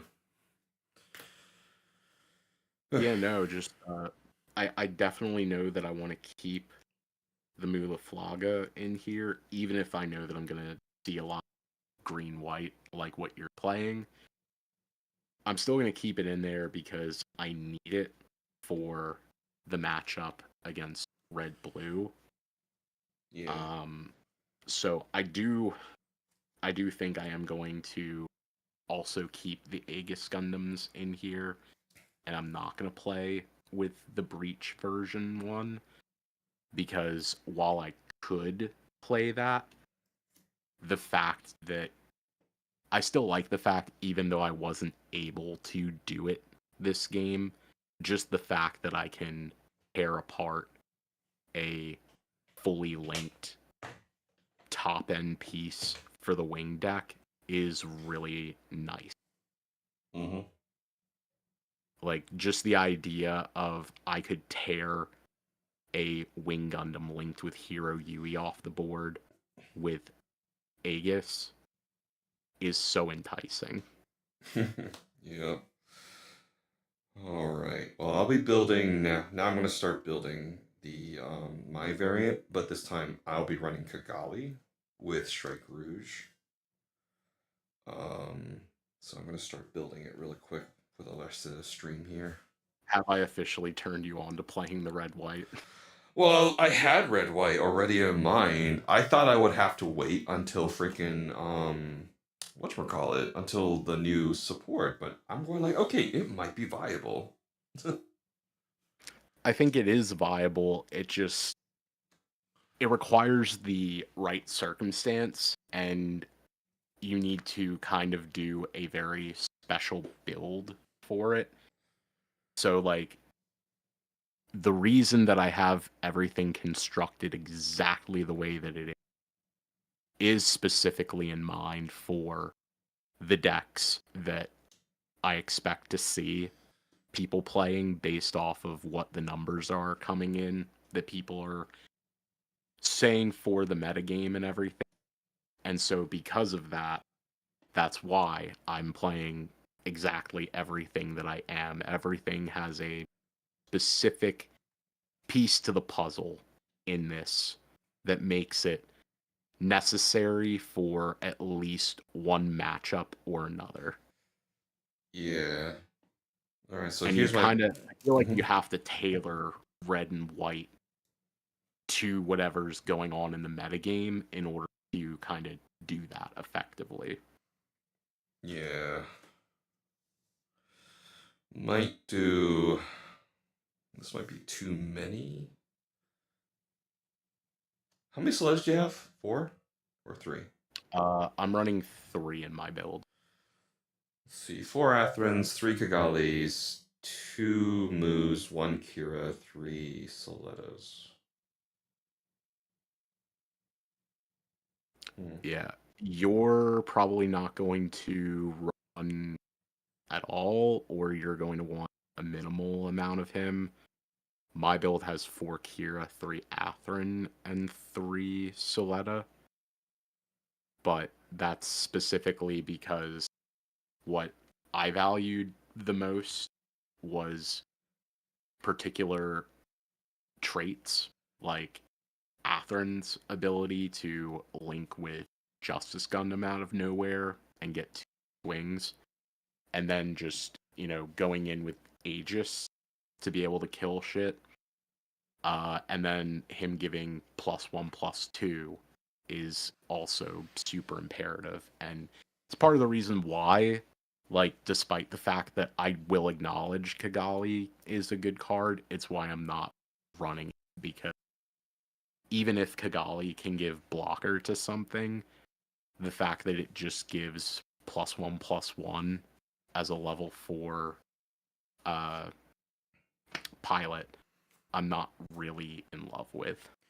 No, no. Like, I don't think you should run Kigali at all. Like, the only other like incentive to run Kigali is like, because if I were to play it whenever I choose pilots, I want at least through multiple, like possibly like around three targets for this pilot. So because my deck variant's gonna have Strike Rouge, so at least that gives it a target. So other than that, no, I would not have Kigali for just Aerial and Justice. Yeah. Although technically put it to Ales, but that does not help really. All right. I think the other thing that I don't really like Kigali too much is there isn't much of anything that she links with, and No. Yeah. that's kind of something that you have to reckon with when crafting up your version of red white. Is she will give you access to granting blocker to things that didn't have it, which can be really nice and possibly super impactful. But the trade off is going to be not getting that additional power or health on a unit, as well as just the inability for her to make impactful link swings when you may need them. Yeah. Um. Yeah. The only other thing she's good for is bursting. So because she can at least bring come to my hand upon hit. All right. Yeah, she is a burst. She is a burst pilot, which can help. Which uh, Aliadin guy that went third at the shop and everything, and also went third at your event you went to today. They put up a lot of third place finishes lately. Well, he keeps like winding up versus Bernardo, which is kind of odd. But Yeah. he runs Sayla in his blue-red build, or at least he did when he showed me his list He still for the does, I first. think. Yeah, I think he still And does. the biggest reasoning he said for that is she's a level 3 NewType pilot with burst. Yeah. All right. I have 3 justices and then 4 aegises in here. Um, Probably could leave Kira completely out actually and just run Hawk. But if I'm running Ails, when you consider pilots, do you count Hawk and Endymion as a pilot or towards your command slots that you think I of? typically just count it towards my command slots. I don't usually count any command pilots as actual pilots. Hmm. Some people may, but I don't with my particular list because the way I look at it, I'm very rarely going to play Hawk as a pilot. There are some circumstances where I may, and those limited ones would be in a pinch matchup against aggro. If I don't have a Kira, but I really need to make a swing with Sword Strike in order to start getting things off of their board and setting them back a turn or two. So typically, I wouldn't play Hawk of Endymion as though it's a pilot. I would treat it as a command. And I also consider it for this build more of a command because of the ability to get it back with aerial rebuild since it is a command card. Gotcha. So, All right. so for my build, I treat it much more as a command. You might be able to make use of it more possibly as a pilot, depending on what you do and what you're thinking about putting into your build. But yeah, for me, when I'm going through, I just treat whatever pilot count that I want to run for the deck as whatever's going towards pilots is going to be a pilot that can burst, but it's a strict pilot. Mm-hmm. Let me see. Witch and the Bride. Wait, what? Witch and the Bride is what? Oh, 5 HP or less return to owner's hand. Yes, it's Uh, it's return with 5 HP or less, so it returns something of the same HP cost as Amuro is able to tap something down, yep. which is nice. I want to like it, but the level 5 is somewhat off-putting for a deck like mine that already has enough heavy stuff. Yeah, I would have considered it in like a I would prefer it. It's kind of like First Contact. I would prefer it if it was in my shields. Yeah, it's it's a lot better in shields, and I have seen some lists run Witch and the Bride, but typically if they do, they only run it two. Yeah, and actually that's all I own is 2 of them. So And you could 100% do that. I don't really like it because I don't like personally running a lot of cards at one or two ofs because hmm I'll likely never see them if I yeah. put it at that low. So Oh, okay. I think I've actually set my current build up that I have everything at either a 3 of or a 4 of. Yeah. Except for, I think the only card that I have a 2 of is the Vesalius base. And that's because it's probably the card in the deck that I need least.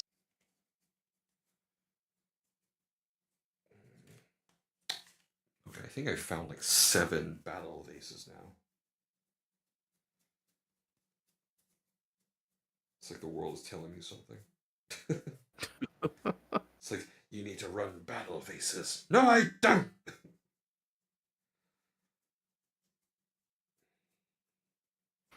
Man, I'm so glad I found the fucking striker packs. I need those. Oh, yeah. Especially because they really help this deck, since now that I've added in the unforeseens and taken out cards in order to kind of better shift the ratio. Mm-hmm. I took out an 8 to take the count from 4 to 3, and that now means that I'm running a grand total of 23 units. I mean, it's working out to a degree. So I have less than 50% of the deck as units.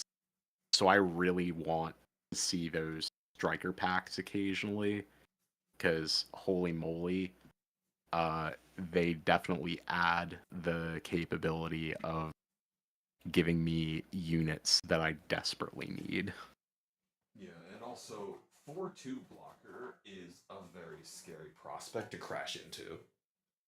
Yeah, as I was testing against the wing deck, I kept seeing like 4-2 blocker is what I feel like I primarily want to do when playing against wing. Yeah, if you're playing against like Xeon Rush or like a tempo deck, the 2-4 might be better, especially if you're dealing with pinging, so it can actually live.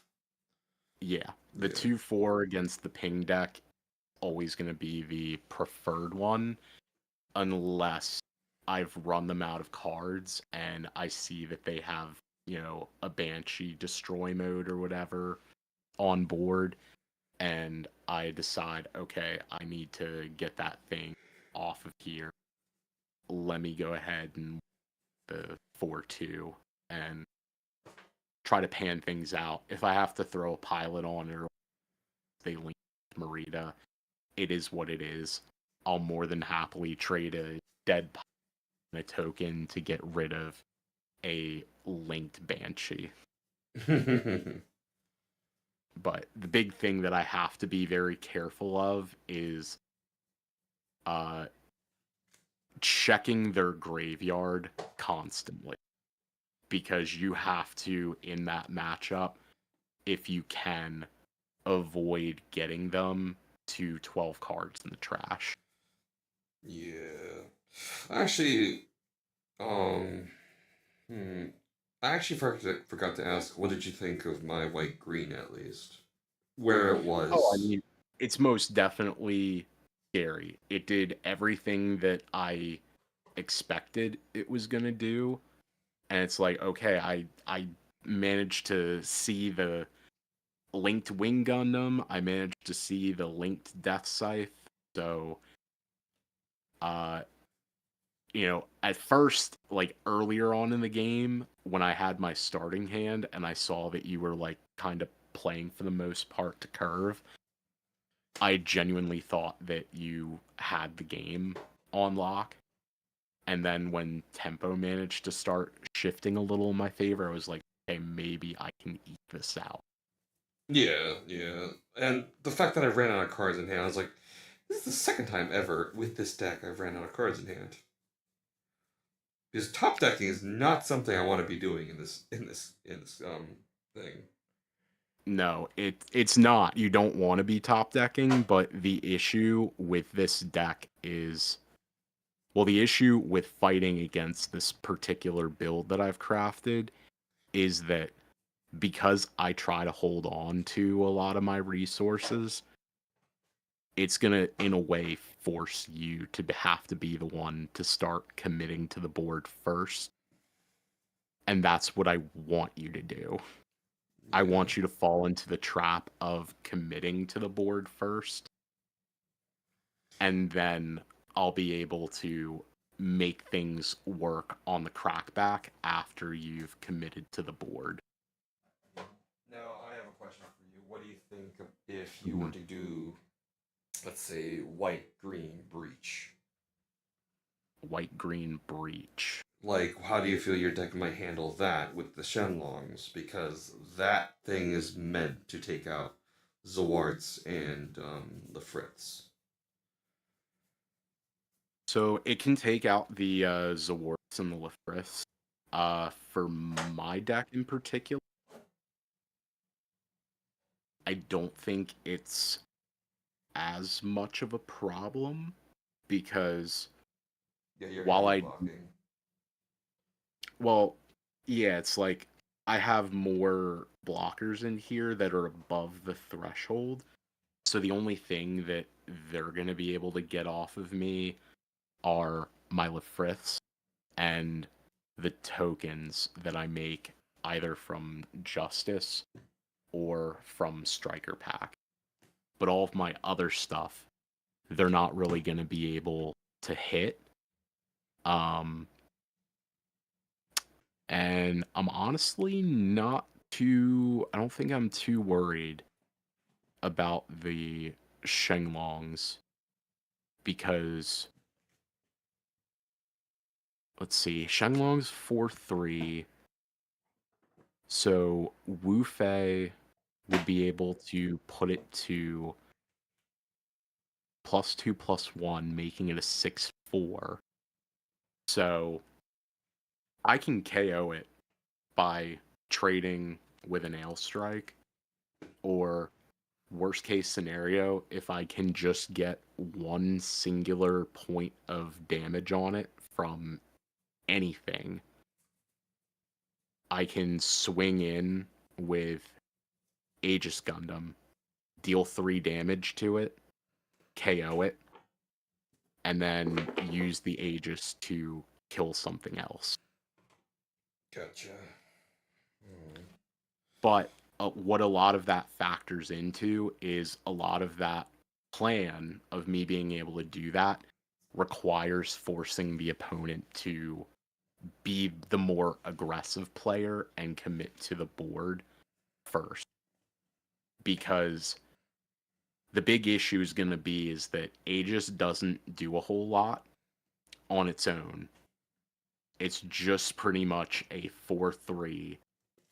So it's kind of like, in a way, a worse for cost value without the without getting an AP boost. He's pretty much a worse Gundam from the Hmm. blue white starter deck because he's got one more power, so he would be able to, in theory, trade with Gundam, but in a lot of other circumstances, it doesn't have repair, doesn't have any abilities or anything. So if I don't have a way to boost power or anything, he's largely just sitting there as a 4-3. So there are points in time where the Aegis Gundam can be dead, which is why I think a lot of people don't want to play it and would rather play 3-4 version of it.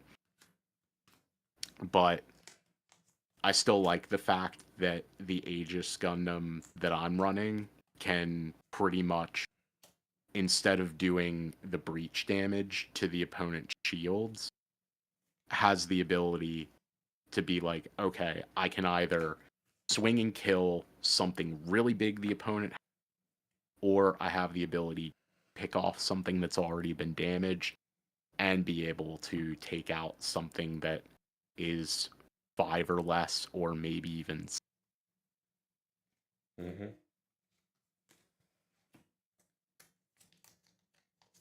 So that's the one issue that playing this will have is The Breach version of Gundam Wing, it could honestly be a little bit of a toss-up, but I'm hoping that the unforeseen incidents added to the deck will hopefully help and maybe make a difference. Yeah. Yeah. Okay. Because that what makes that I think gives it the edge over like something like Kira, because you can use it on your turn, sorry, on the enemy's turn, because you also have a chance for Soletta to untap one of your resources for next turn. Yeah, unforeseen is kind of like universally better. The only reason that I'm running it at 3 instead of putting it 4 and, cutting the Hawk and Endymion down to like is unforeseen is universally better, but the issue is that even though it could make the difference in a combat trade, it's not always guaranteed to. Mm-hmm. It can definitely be something that helps to swing a game, but there may be some points in times where you trigger the unforeseen incident and it doesn't end up giving you the advantage that you thought it. Yeah. Almost. So, because it's not like a perfect counter, that's why I'm gonna run it at 3 instead of maxing.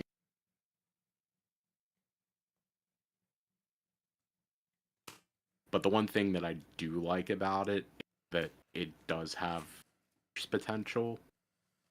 It's just really gonna suck when, we're in the position we were at the end game there, where we're top decking and we're lucky if we have a singular unit on board, Yeah. because having unforeseen as like the last card in my burst in that scenario is like, all right, well that's not doing anything for me. Yeah.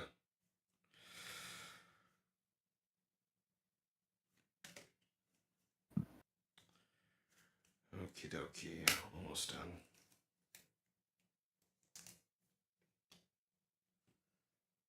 Now my question for you is, how do you feel comfort-wise about what you're putting together here?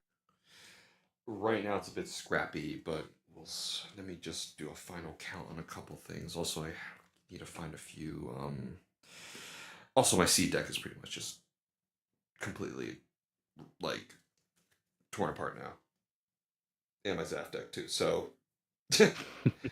yeah. Well, it's kind of nice to know that you know archangels and basiliuses are where they're located. So yeah. Okay. All right, where am I at here? Stack these away. I'll remake those decks later, eventually. I have so many Athrons. All right, 4 Athron. Uh, I'm so glad that I can, like I was saying, I felt that he had some good potential, but he kind of seemed to be getting overshadowed. Kira, A, and all those other pilots.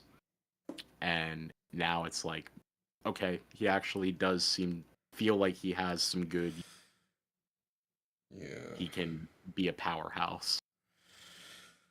Trying to decide here what I want to do for. Okay. What are these? Battle vases. Also, the other reason for why I decided not to MA mode form of Aegis, the Breach 3, I'm not really a fan of. I know a lot of people like the idea of breaching and kind of get hyped about the idea of breaching any way that they can. But the way that I look at it is, anytime that you're thinking about breach, you need to be anticipating that has a in their shields. Mm-hmm. And because of that, breach 3 just all it does is crack the EX base, which by the time that MA mode comes down, you should have likely already that. Yeah. Alright, let's see where am I at here. Let's see. 2 Gagales, 3 Strike Rouges. How many Aegises are you running? 3. I might do that too, and make sure here. Maybe 3 Athrons is fine. Run whatever ratio of that. No, it's already over. It's already over cap, so I have to like make some sacrifices. Gotcha. Yeah. I'm only making sure that you do the ratios that you want to do, because for my build I have 3 because I actually have enough to make Atherin worthwhile. I don't know what build will end up looking like with the amount of you have that'll be able to Atherin. Yeah. Okay, I'm gonna put the LR plus of burial rebuild back.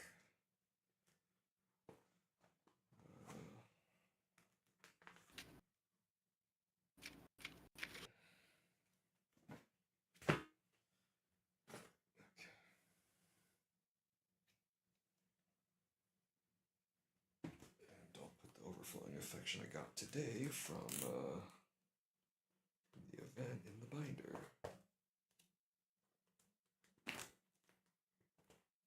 And I know that this deck is, at least my version is, but it needs to be somewhat top heavy in order to compete with Wing.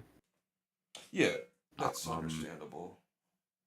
And part of the top heaviness that lends itself in there is I probably could get away with playing less, but I really do kind of want to see aerial rebuild, because as you saw at the end stage there, like before I top decked the second one and everything, getting a hold of that to swing back the momentum by being able to get stuff out of my trash, especially for a deck like where the only card draw that we're able to commit to is overflowing.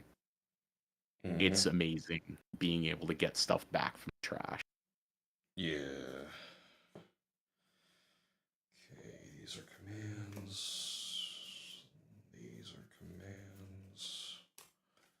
These are bases. Okay. These are units. Alright, where am I at? 1, 2, 3, 4, 5, 6, 7, 8, 9, 10, 11, 12, 13, 14, 15, 16, 17, 18, 19, 20, 21, 22, 23, 24, 25, 26, 27, 28, 29 units.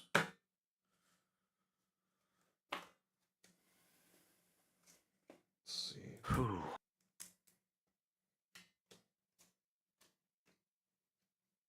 One, 2, 3, 4, 5, 6, 7. Man, 8, 9, if I 10, lose 11, tomorrow, 12. The only thing that I hope is that I tell. Yeah. I feel like you just lose to overtime. Welcome to my... Okay, and if anyone's listening, and yeah, it looks like we actually went up to like 4 people viewing at one point. Oh, cool. Yeah, but just for the record, the first time I went to a Magic Regionals, I overtimed 4 times. Back then, it was Modern with Delver Swords. Think about it. I wasn't trying. I wasn't trying to do this. I was trying to hit them with little delvers that transform into flyers and give them freaking swords. And I also had those little, what is it called, the guys that were unblockable, blue, like the Invisible Man or something. I forget. Yeah, it was just, oh my god. And also Trepidation Blade was in my sideboard. 1, 2, 3, 4, 5, 6, 7, 8, 9, 10, 11, 12. 1, 2, 3, 4, 5, 6, 7, 8, 9, 10, 11, 12, 24. 1, 2, 3, 4, 5, 6, 7, 8, 9, 10, 11, 12, 13, 14, 15, 16, 17, 18, 19, 20, 21, You know what I think was honestly the turning point where I started not caring anymore about whether I was playing a deck that went possibly into overtime Mm. was when I started playing Callblade and whatnot and played my blue-white swords against. Mm. Okay, where we're at here. Because it wasn't too long after that that I had full-fledged control. Okay. 1, 2, 3, 4, 5, 6, 7, 8, 9, 10, 11, 12, 13, 14, 15, 16, 17, 18, 19, 20, 21, 22, 23, 24, 25, 26, 27, 28, 29, 30, 31, 32, 33, 34, 35, 36, 37, 38, 39, 40, 41, 42, 43, 44, 45, 46, 47, 48, 49, 50. Ooh, we're off by 55. This is where I don't really know how to help you because you have how many units in the deck? 27. Yeah, my raw units and the packs. So I know that the list that we were looking at, inspiring what you're building, had 2 more units compared to me, and I think they were running 2 less pilots. I think they were running a total of 8 pilots. Let me see what we can do here. But again, this kind of comes down to your style and what you feel comfortable on your ratio. I went with my ratios for stuff because I don't like the idea of 8 pilots. I tried it at one point with the blue-green deck, and it felt like there wasn't enough pilots coming up when I wanted them, especially for a deck that lives and dies by seeing char. So I upped it from 8 to 10, and when I played with 10, that often felt like the sweet spot. Yeah. At 10, I feel like you'll occasionally see pilots a little bit more than you may to on occasion, but a lot of the time, it gives you just the right ratio to ensure that you see at least pilot guaranteed so that you can get some action with your deck.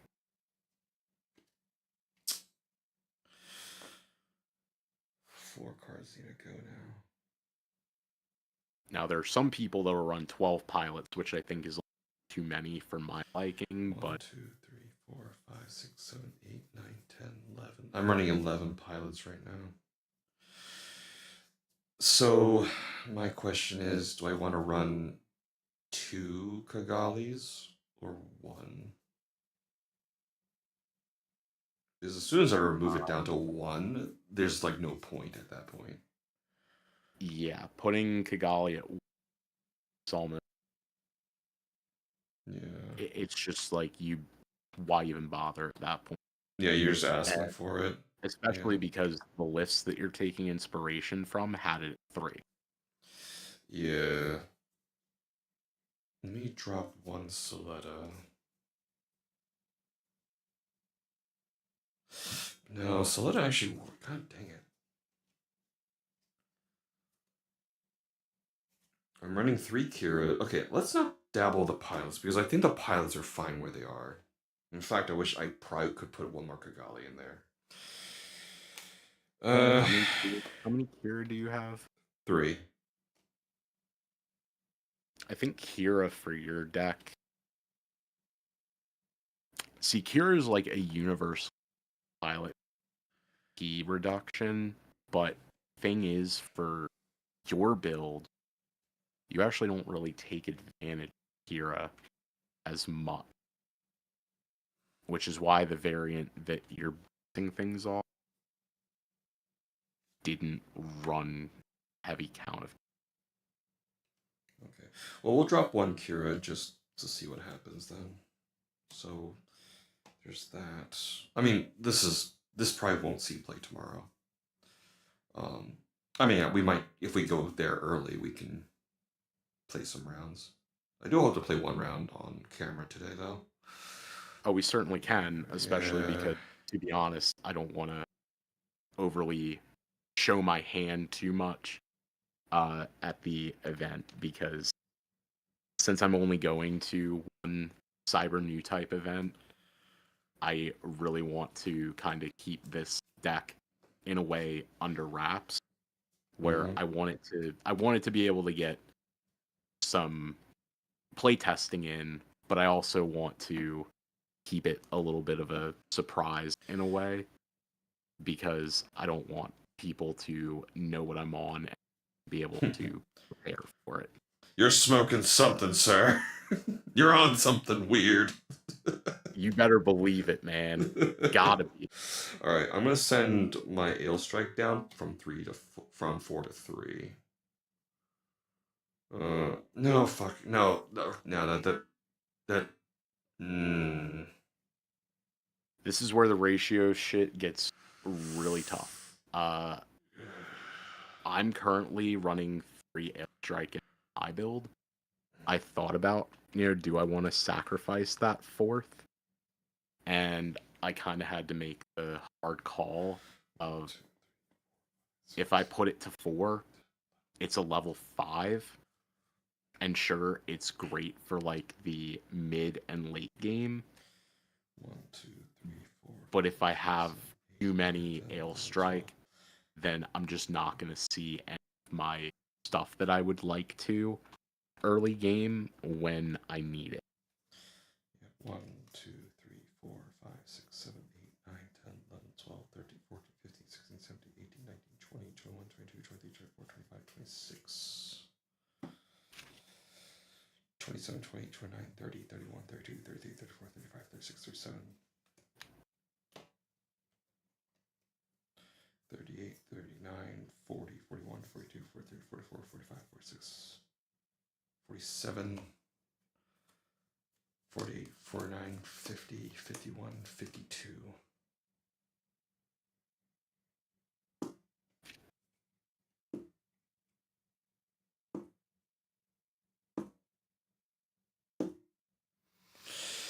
Hmm. All right. We're dropping a freedom.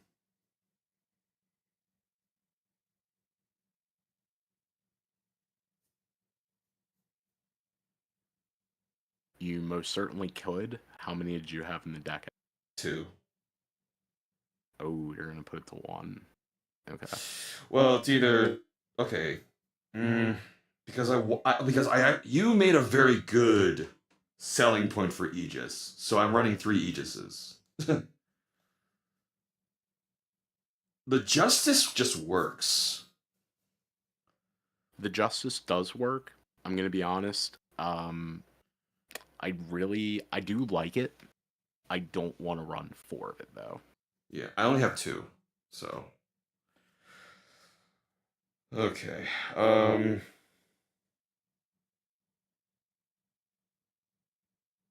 I thought actually at one point about dropping Freedom. I'm running 3 currently in the deck, but there was a game I played against Blue White that I actually played all 3 Freedom and had them all on board at the same time. Hmm.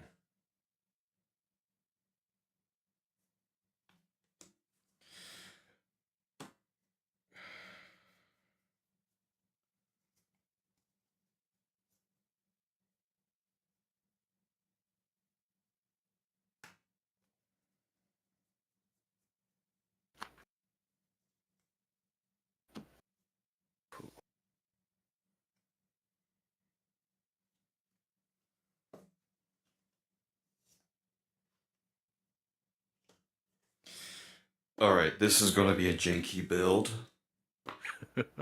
4 It's all right. bases. We love the jank. 4 bases. Ooh, 4 bases. You might be able to get away with it. There's plenty of builds that I see that only run 4 bases in some cases. I think the typical ratio is like 4 to 6 bases, and I often just kind of auto build my decks with 5 5 because is just nice because that means 1 out of 10 is a base. So, yeah, five for me feels like a good ratio that I prefer because it ends up letting me make sure that I have enough dedicated slots for units, especially for a deck like this that's already somewhat unit deficient because of all the commands and everything that I'm running. But um the big thing that I really like about 5 rate is that it lets me do the 3 and 2 so that way I can decide which base I prioritize and value the most. And that way I'll be able to see it hopefully more likely than the other base, but I should still be able to see the other base when I really, really need it. mhm.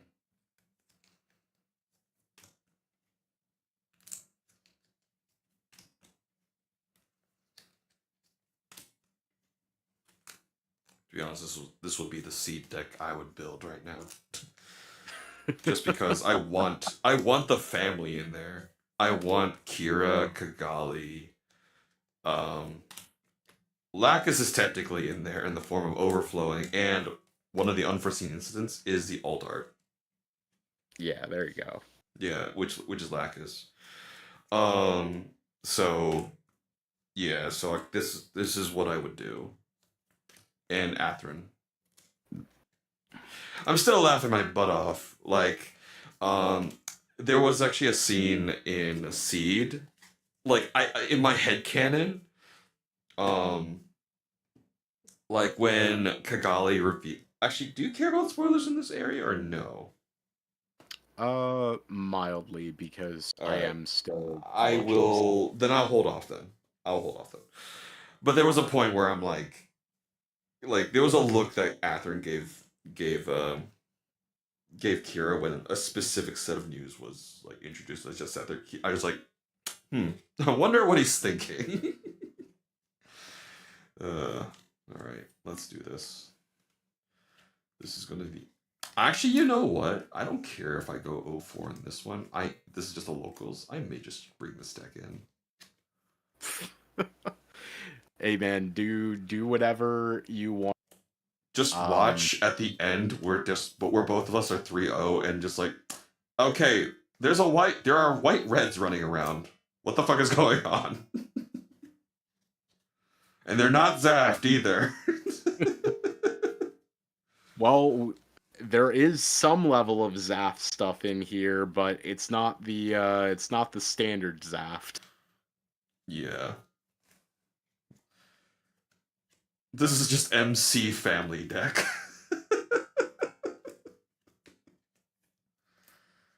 uh, Alright, let me just put this together. We're almost done.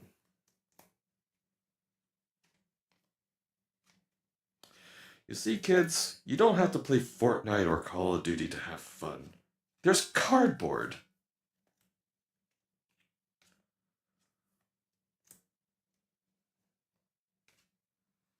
Yeah. And it's just as addicting as anything else. You don't need skin. Also, by the way, so just want to show you something on stream here. This is actually the special kit that they actually gave out during the premiere of the 5th episode of Gundam Unicorn, featuring Oh shit. Grenadier. Yep. I actually got one of the last 300 of these during Otakon at that year. So it was a special kit, all sealed, never opened. Over 10 And they only years. did so many of them. Yes. This was a limited release for expos. So they had a certain amount for Otakon, had a certain amount for San Diego Comic Con. Yeah. Anime Next. So yeah. And this was, and here's the thing, this is like why me and my friend and our friend Cal is a bit just annoyed with Bandai in general. Like they just stopped worrying about Otakon. They used to do like these first time North America premieres. Like we had the first showing of Gundam Unicorn episode 5 at Otakon. That was cool. Then we had the writer of Gundam Wing show up. We had TM Revolution show up. And this was all before COVID. Now I don't know what the heck's going on. So yeah. Yeah, COVID really ruined a lot. Yeah.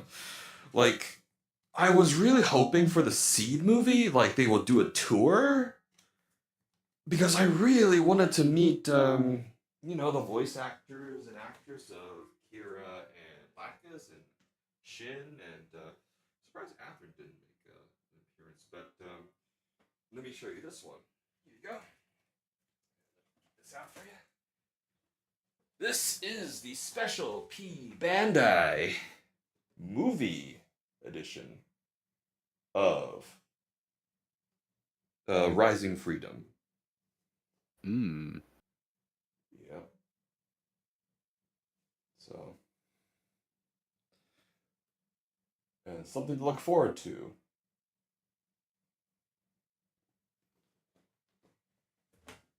So yeah, whenever the Seed crew wants to show up, I'm ready. You know, just like I really want to meet you guys. You guys got me into Gundam for 20 freaking years. You would die happy on the spot. Yes. I would have Lacus's voice actor sign this.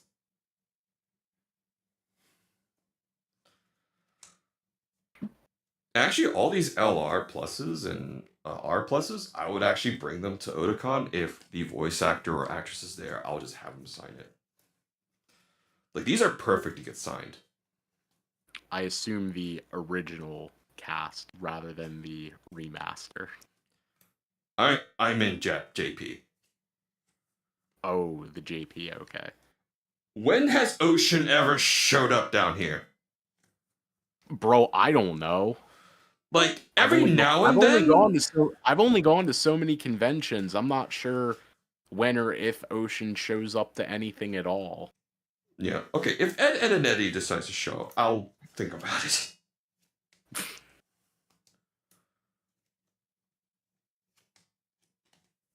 Yeah. Like, hey, actually, you know what? No, I would. Okay, if I will give all props to Rao. Yes, Le Crusade. He is one of my favorite, not Gundam villains, but anime villains in general. That guy knew the assignment when he was Rao. It's very funny because there's some of the people that don't like Seed think that he is the worst Char clone.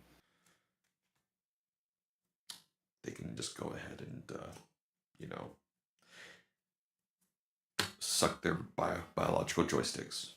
Now, because I still have a long way to go seed, I can't really say that, he's necessarily bad because he seems to be like a very competent person very early on with a lot of his plans and everything.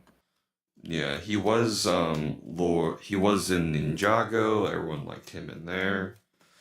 Yeah, I don't know if he would be like Mark Hamill level with the Joker, but to be honest, like they both those voice actors were like villains, left an impression to me.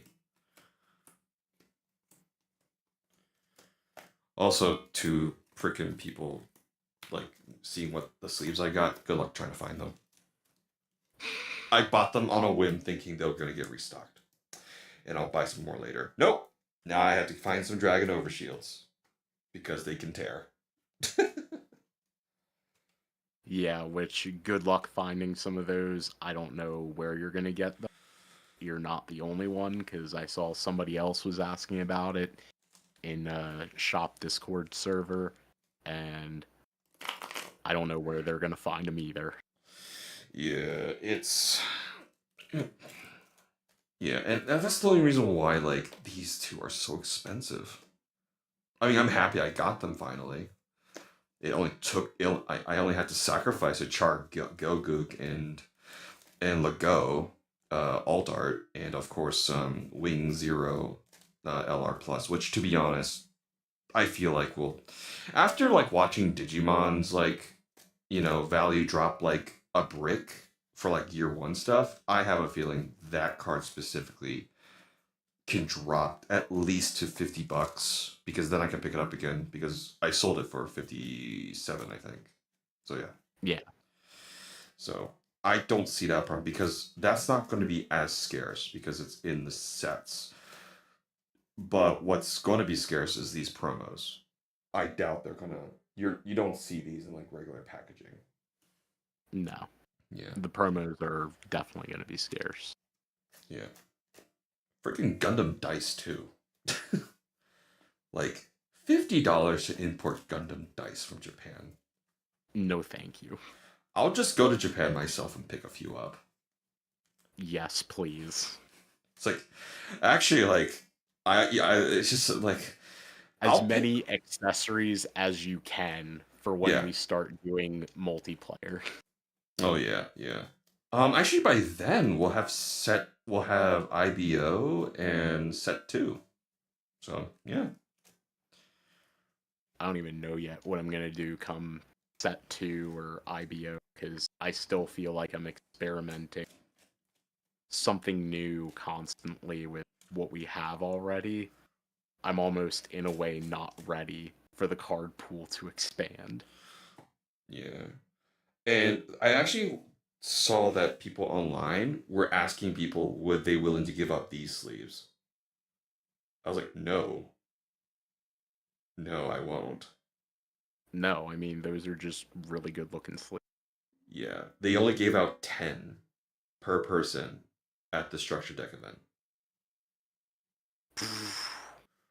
These are only meant for our resources. Dang. Yeah. All right. I got my seed package right here. I am done collecting set 1. Now, Muguro, may I have your Justice LR Plus, thank you, to complete my collection.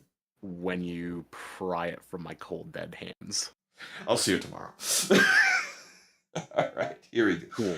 I'm not bringing it with me. Crap, I actually don't know where you live. Exactly. I hope you like learning how to geolocate and commit burglary at the same time. Okay, you know what? I am an AI. I can find a way. All right, let's go. Let's try this jank of a deck I just built. Alrighty. Since it's best of one every time, we're gonna do dice. Roger that. All right, let me get my dice back up and running. You know what the worst part about making coffee? What? I forget to label them, and I don't know which one's decaf. I certainly hope at this point you're drinking decaf. No idea. All right, here we go. Brother. 7. 12. All right, what do you got for me? What the fuck? Okay, we're going second. All right. Easiest decision of my life. Mulligan.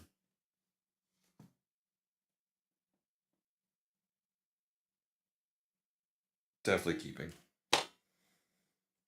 Oh, okay. There's no point. There's no point in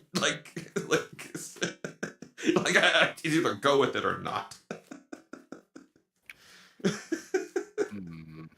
All right. Well, shuffling anyway because as that's what the rulebook says. Yeah. So just to let you know, everybody, on just for record, it looks like Bandai did not restrict Japanese or Chinese versions of these cards because there is no. So unlike Yu-Gi-Oh, there is no deviation in effects, no deviation in rules either. So that's right now. Now things though like that may change after this first round of official tournaments. We don't know yet, but just everyone knows. It doesn't look like there's a restriction on that. I'm going to take a risk, and I'm going to keep this hand. All right. Ready to go? Yep. All right. Draw 1. Oh, wait. Shields.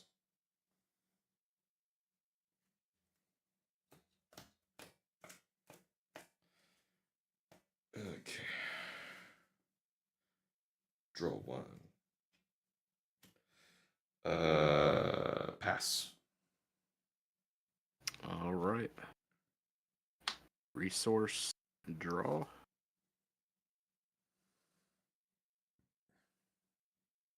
Overflowing affection. Mm-hmm.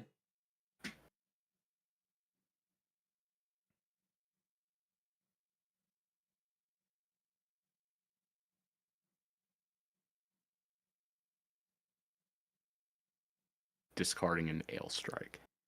Okay. Pass turn. Getting a little too overzealous there.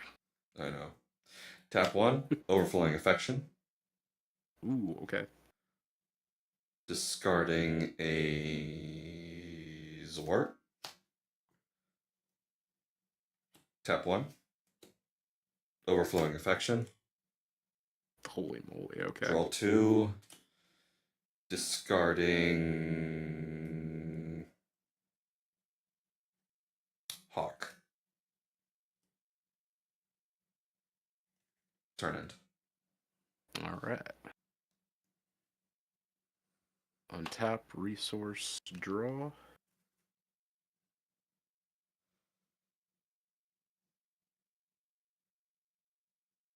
Tap 2. Gundam Lefrith. Mm-hmm. Pass.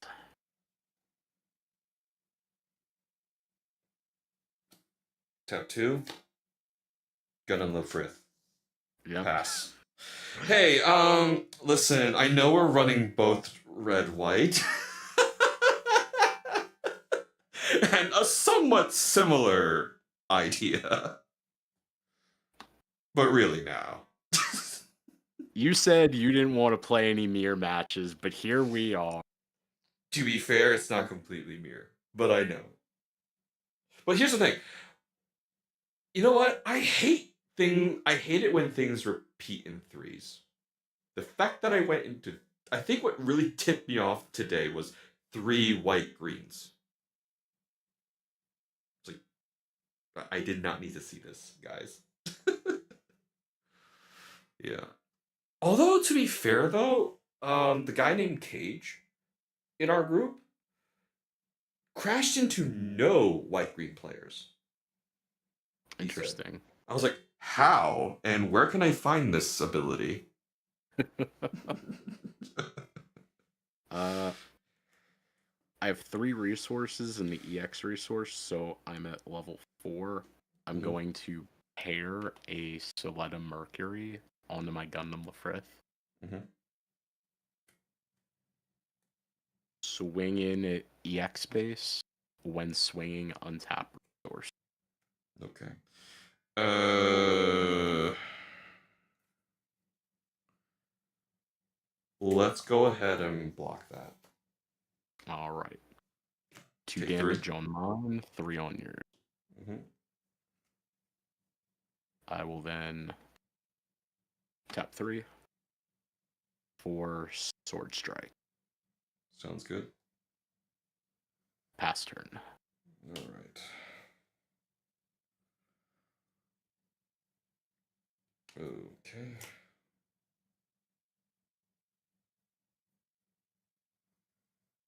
Hmm.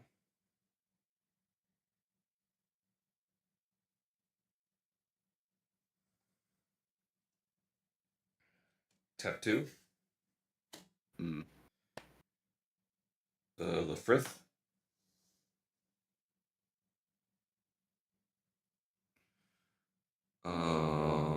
Hmm.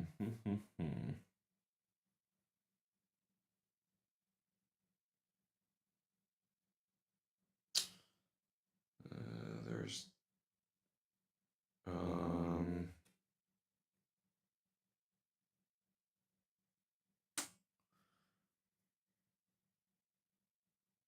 Hmm.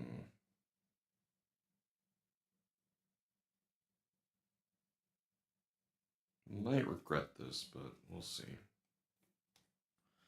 Tap 1. Hawk your sword. Okay. Tap 1. Actually, no, it doesn't matter.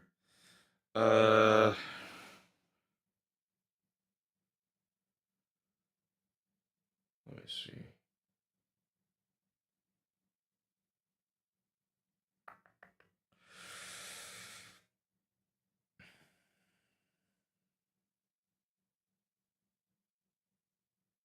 Hmm.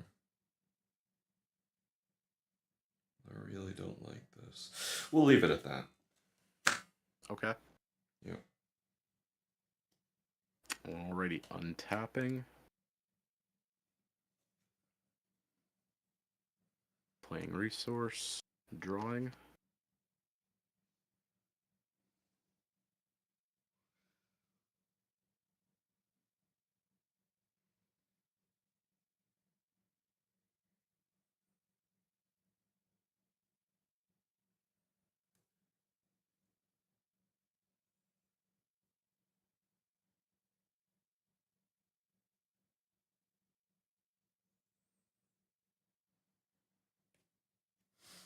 Hmm.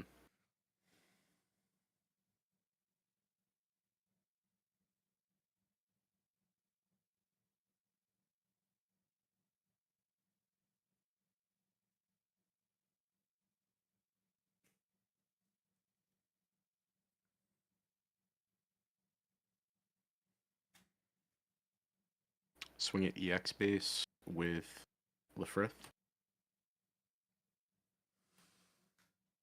Mm,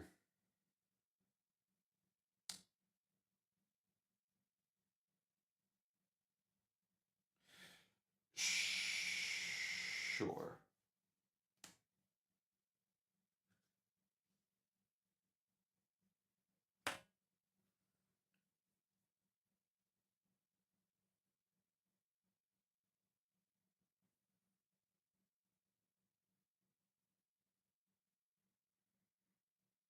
Uh, 3. Sword strike. Mm-hmm.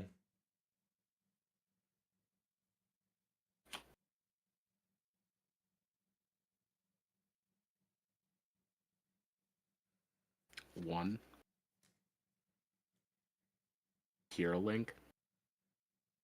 All right.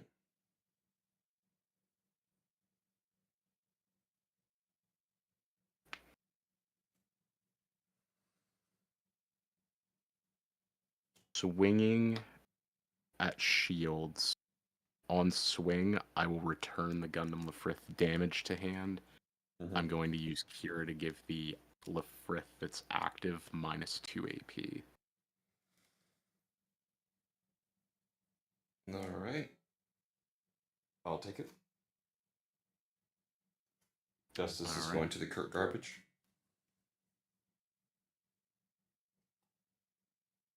And pass turn. Okay. Draw. Go.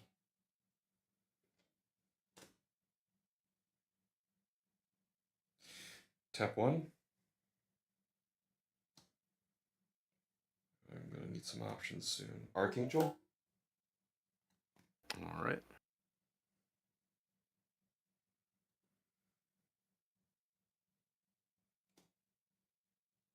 Tap 3.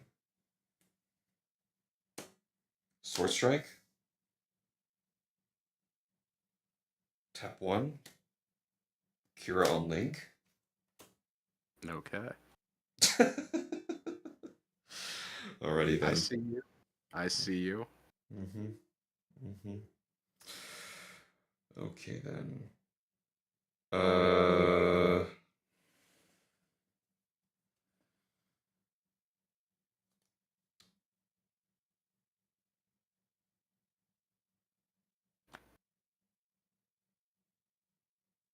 Let's go ahead and have Sword Strike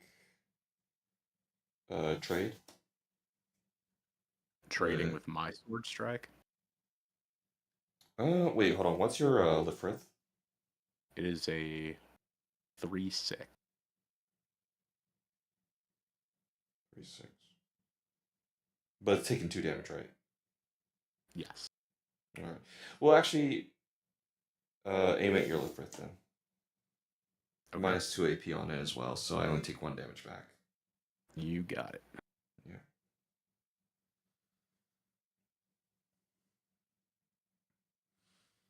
And that does it. All right. Untap.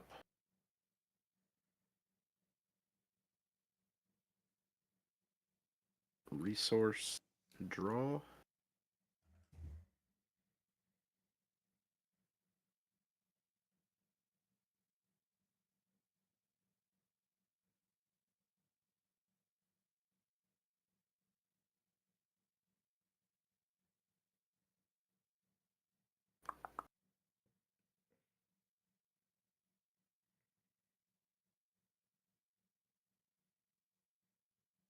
Paying 4 for Ailstrike. Mm-hmm.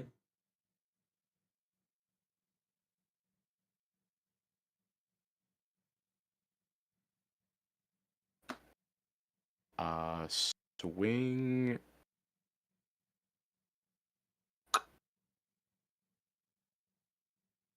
Swing at Archangel, giving Gundam Lafrith minus 2 AP.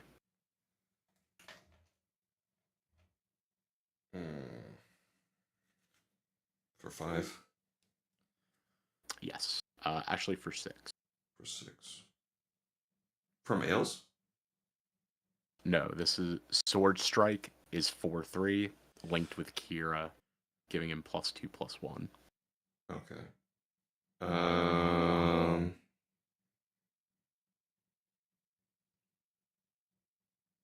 Yeah, that's freaking annoying. Will. Mm,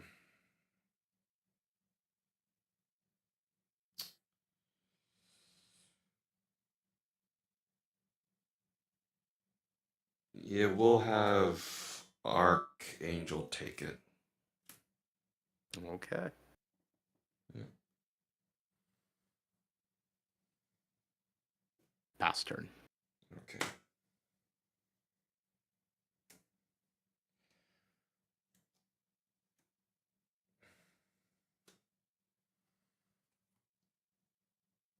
Okay.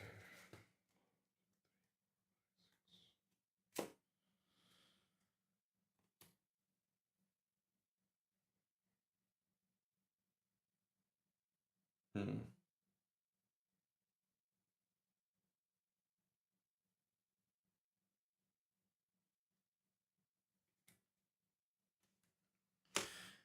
Tap 2. Mm-hmm. Um,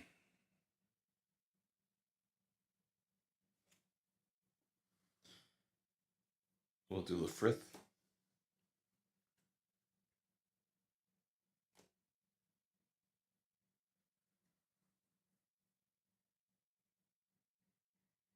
Mm,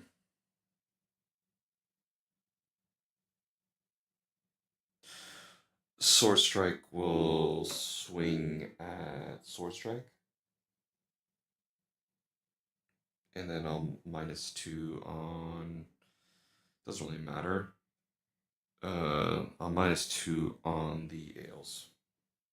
Okay, so Ails is a 2/4, and our sword strikes are going to trade. Yep. Tap 1. Vesalius. Okay. Hmm.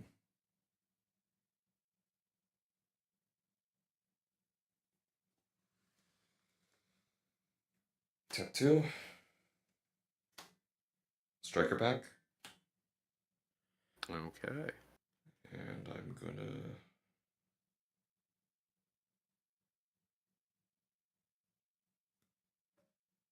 Let's go ahead and do Launcher Strike, which is pretty much just a Lifrith. So, effectively, 3 Lifriths on the field. Understood. Yep. Um.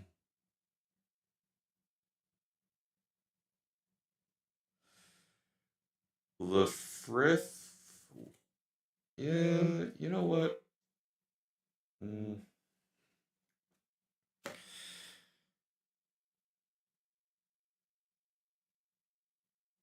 We'll have the Lifrith that came out last a couple turns ago go ahead and attempt to swing at your shields, and I'm gonna give it a +1. Going to give it a +1. Yep. Mm,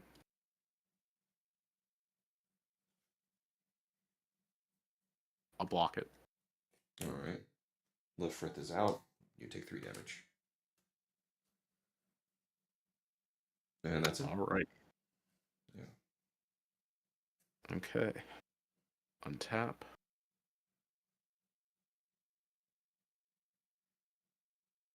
Resource. Draw.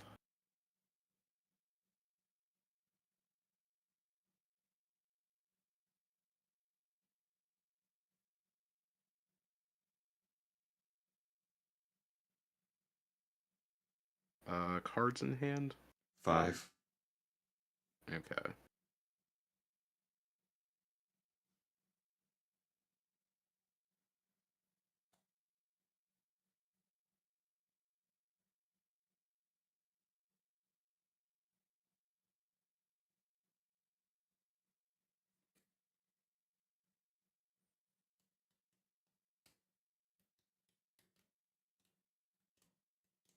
How about you? Currently 6. Okay. Not for, well, actually, yeah, I still. Uh,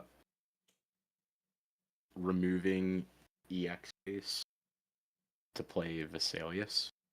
Mm-hmm.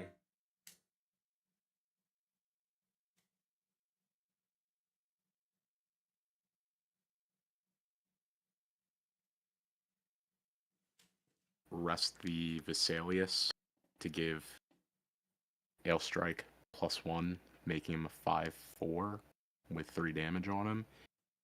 Swinging to try to crack the Launcher Strike will try to block that. Okay. Trade? Trade. Okay. The thing is, though, Launcher Strike was either going to go by taking him out or go by you pairing with something, so that was my mentality there. Yeah, but I figured I would try to force it by putting the Vesalius out. Mm-hmm. Because that way, if you didn't, then it's going to crack. Yeah.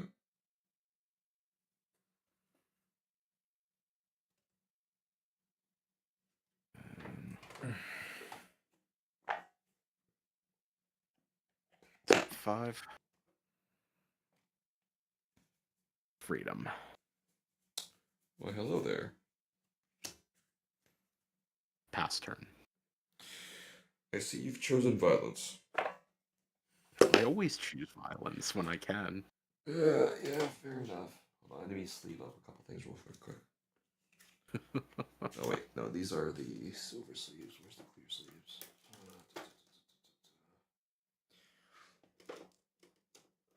There it is.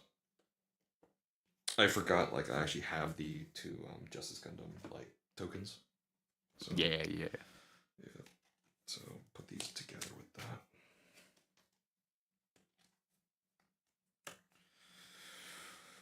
Okay. My move? Yep.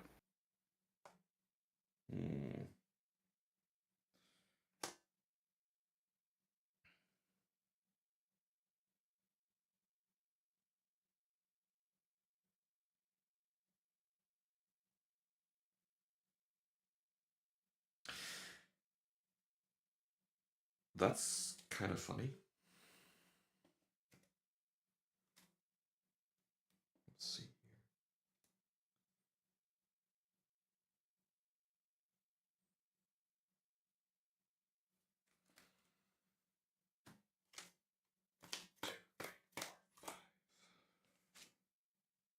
Tap 5. Mm-hmm. What you got? Gundam area rebuild. Ooh, okay. Tap 1. Soletta. Hey, okay. Alright. I When see you. paired, gets me a command back.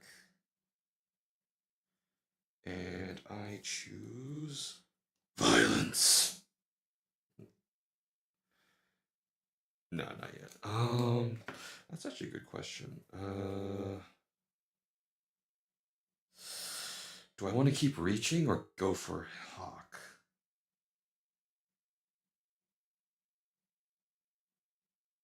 You know what? Let's gamble. Let's keep reaching. Overflowing Okay. affection.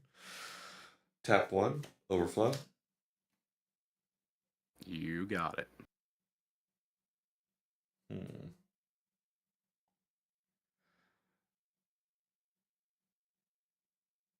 Oh. Oh.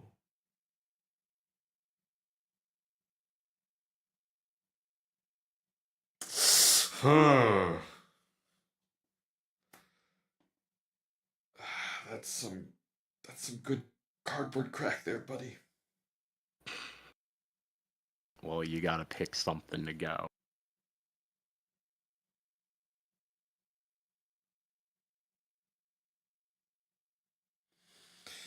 Ales.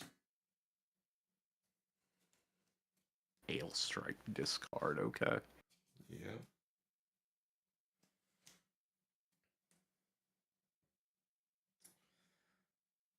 Uh,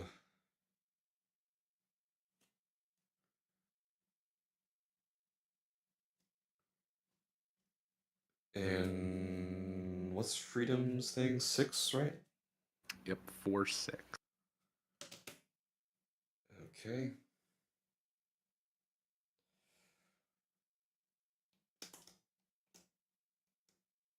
Four, 6.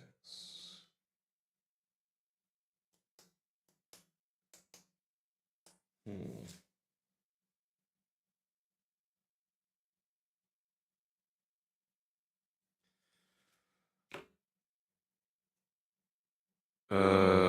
You have an Archangel, right? I have a Vesalius out. Vesalius out? Okay. Mm-hmm. Tapping my Vesalius. Actually, no, not this time. Area rebuild, striking at your Vesalius. Okay. You will crack it. Crack it, okay. Untapping one of my things. And we will pass the turn. Okay. Untap, draw. Mm-hmm.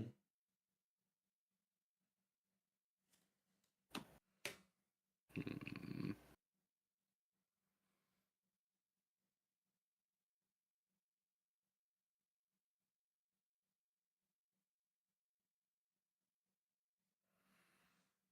I'll be right back. I need to step away for a second. I can hear you. Okay.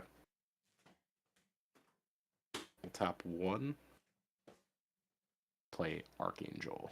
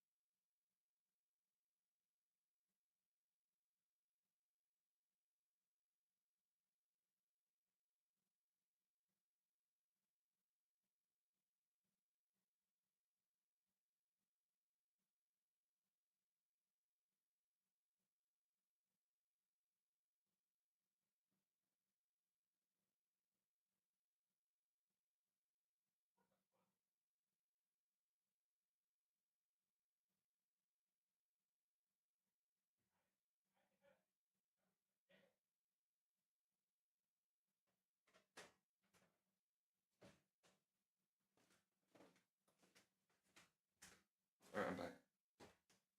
Okay. Now that you're back, I'll tell you what I'm going to Also, tap. Mm-hmm. just to let you know, Ailstrike is $15 online.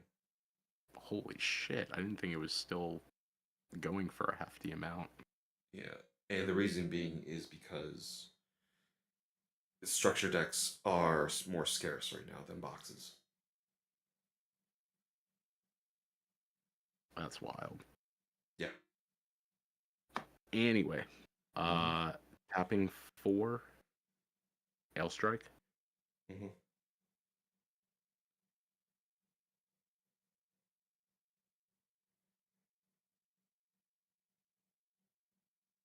Tapping. Hmm.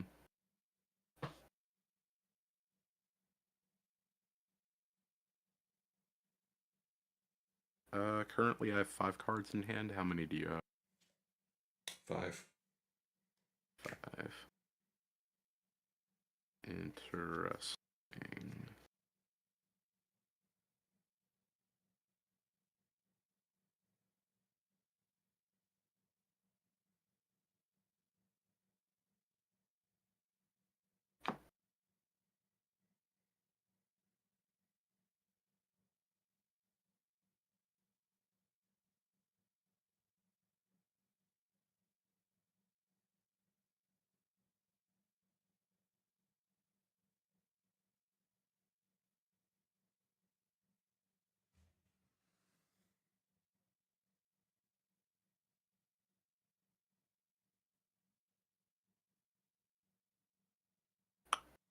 Huh.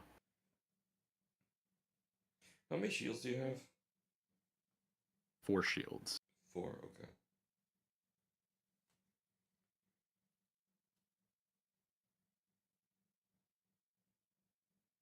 Gonna link Kiriyamato with the L-Strike. And return Lefrith. Yep. Send back the Lefrith.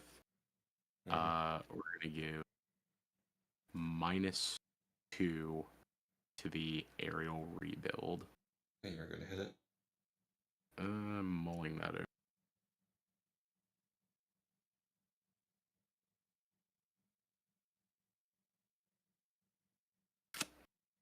Yeah.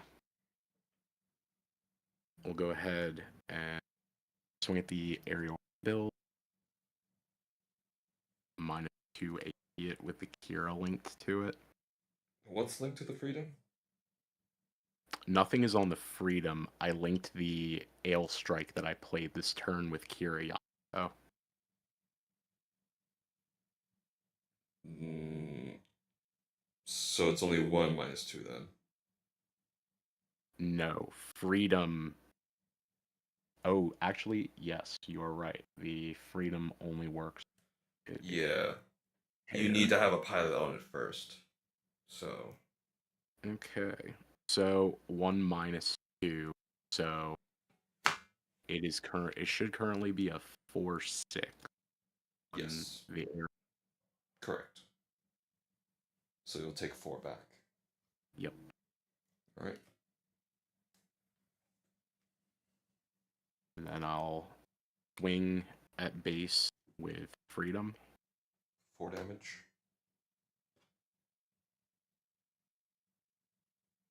That's correct. Yes. Okay. I will use my last resource and crack the EX resource that I've been holding on to. Mm-hmm. And will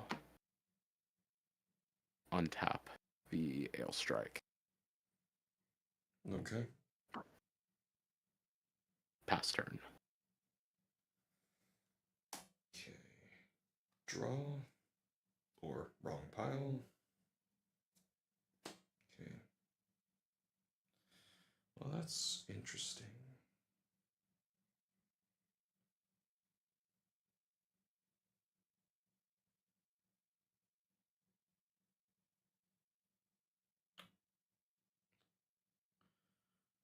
Hmm.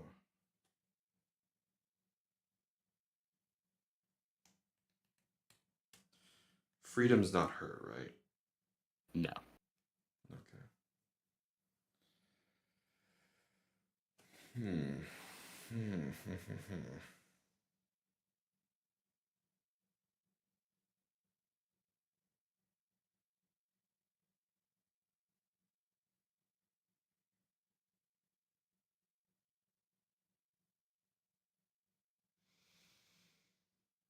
Hmm.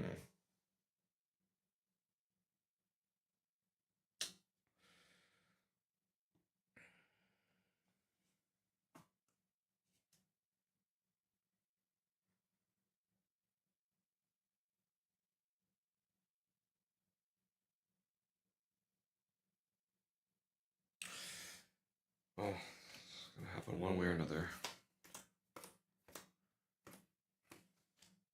Which bad boy's coming down? Tap 5. Justice. There we go. Comes with a Fatum OO. Tap 1. Bathroom. You got it.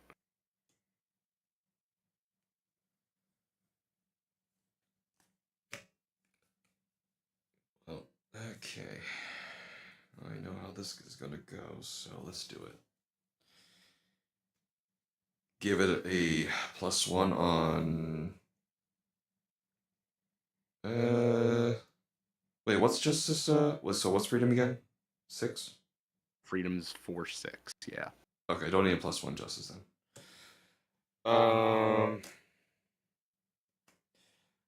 I know Ails is probably gonna block it, but Justice Gundam swing at your freedom. Yeah, we're gonna block strike. Okay, that's a trade, right? Uh, Oh wait, hold on. Time out. During this turn, you may choose an active unit or attack target. Oh, timeout. Switch. Pause that for a second. okay. I forgot about Atherin's little dinky pooper there. What about it?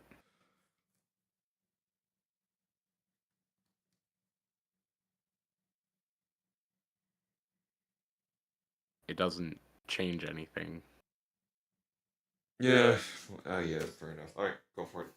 They In, trade. in this in this specific scenario, the Atherin link doesn't do anything because if you wanted to use it, you would basically still just attack the Ale Strike. Yeah. Also, it is not a trade. Hmm. What's ales? It's not what's ails, it's what is justice. Oh, I'm down to one. Sorry. Yes, you're good. There you go.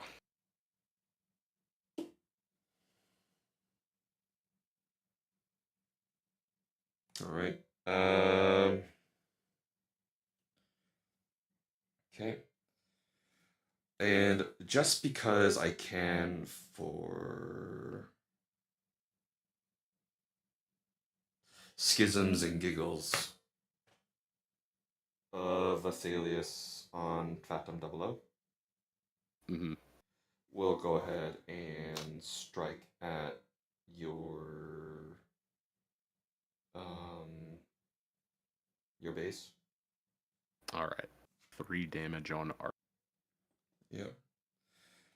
Then tap 2 for the return of Lefrith. Alrighty. And that's it. Okay. Untap. Resource. Draw.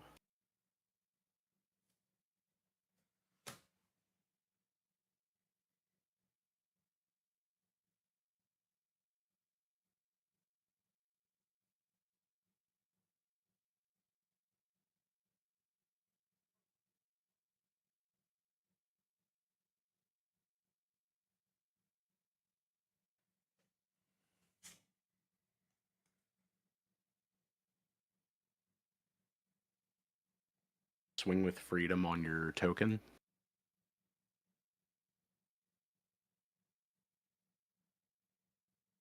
Huh? Oh, sure. Tokens out. 2 damage on freedom. Mm-hmm.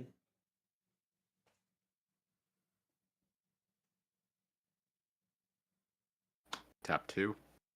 Use Archangel to stand it. Mm-hmm.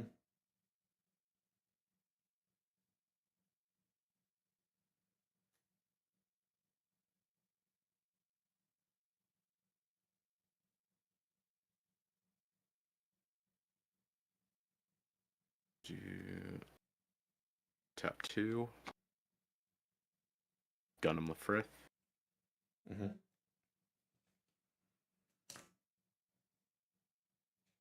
Tap 2. Gundam Lefrith. Mm-hmm.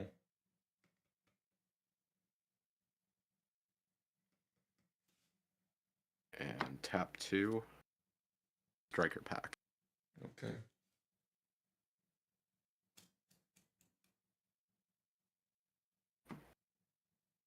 I'm going to...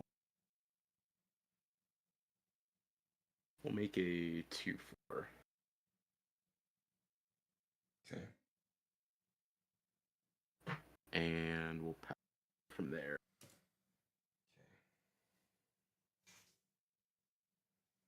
That's annoying.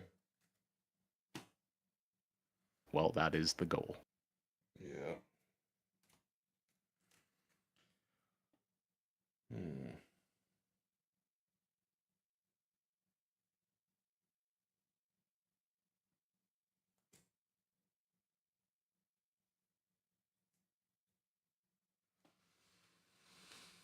Hmm.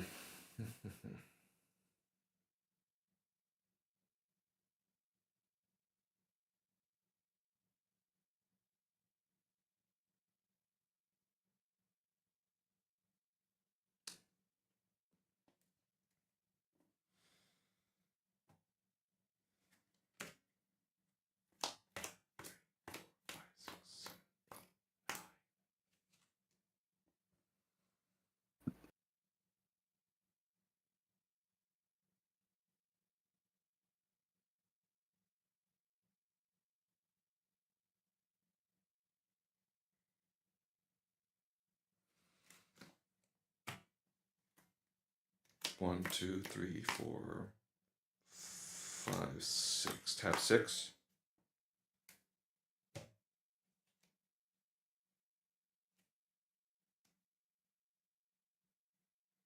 Sword strike. Sword strike. Okay.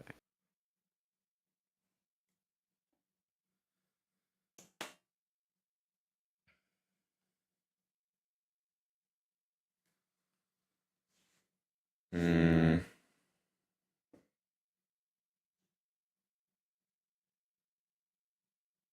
Um. Not that's gonna matter.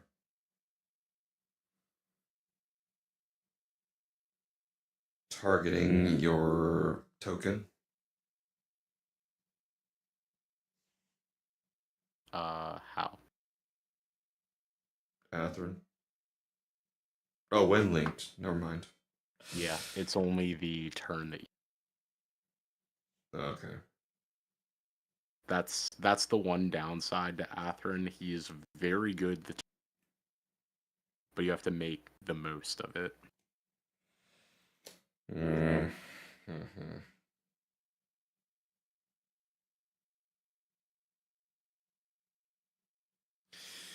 I'm gonna have to try to find a way to remove a body off the board anyway. So striking at your freedom. Wait, can't do that either. Yeah, you can't you can't hit any of my units. You can only swing at base. We'll swing at base. Okay.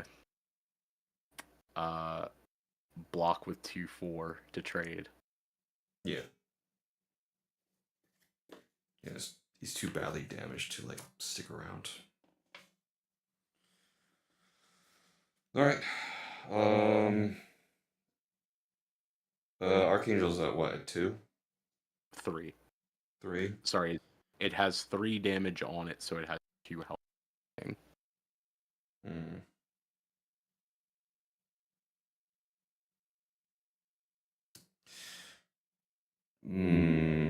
Buffing Lefrith. Striking at base.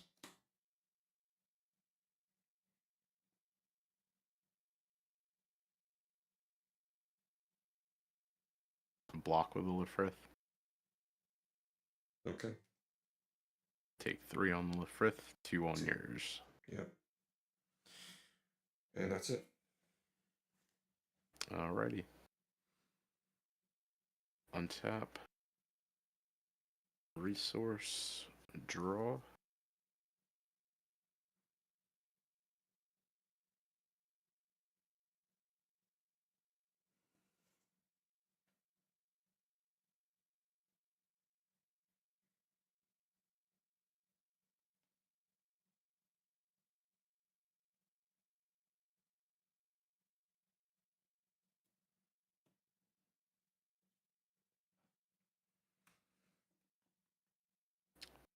Attempt to swing Gundam Lefrith at your Gundam Lefrith. Is it the one that's not hurt? It is the one that is hurt. Okay.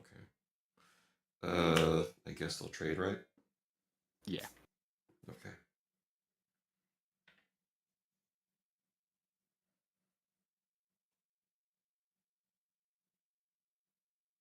Swing Gundam Lefrith at Ilias. All right. It sunks. Swing Freedom at Shields. Unforeseen incident. I guess -3 on the one Lefrith hasn't swung yet.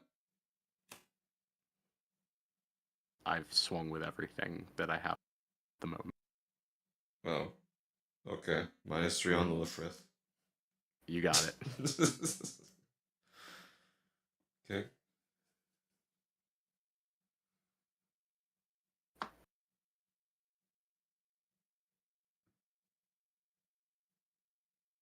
Tap 2 to restand the Freedom. Mm.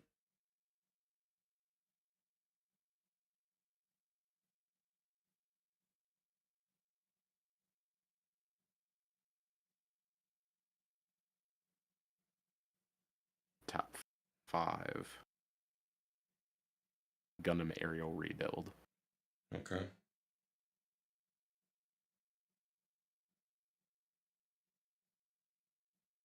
Pass turn.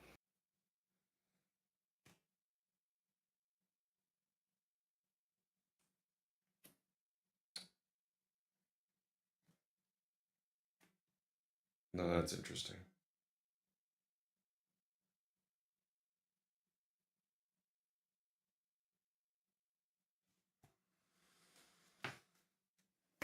Tap 5.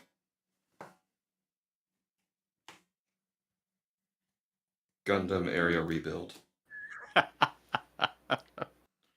Okay.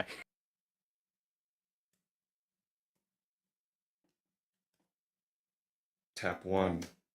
Select a link. Holy moly, you got When paired, select one command. Unforeseen incident. Yeah, I figured. You have a what? A freedom, the frith. I have Freedom that has 2 damage on it. I have Lefrith, which is tapped down currently, undamaged, and a full health just played last turn Gundam area. Okay. Sword strike going after the frith. Let's see.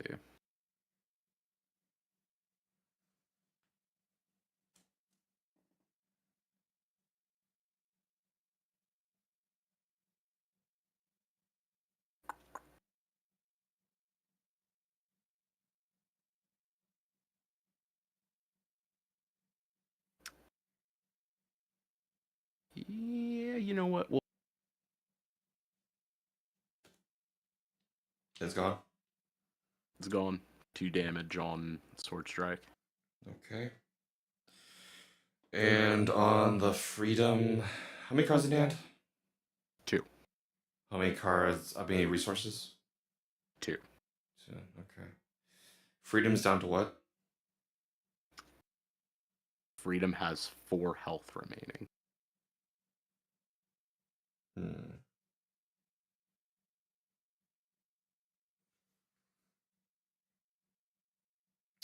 Area rebuild, striking at freedom, untapping 1. How are you swinging at Freedom? And I keep forgetting it's not tapped down. All right.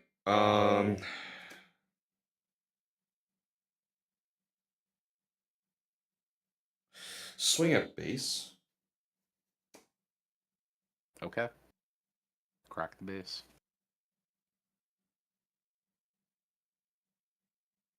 And then get my thing back.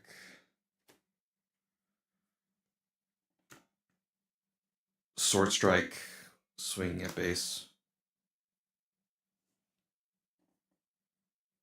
Sending to grave Hawk of Endymion. Okay.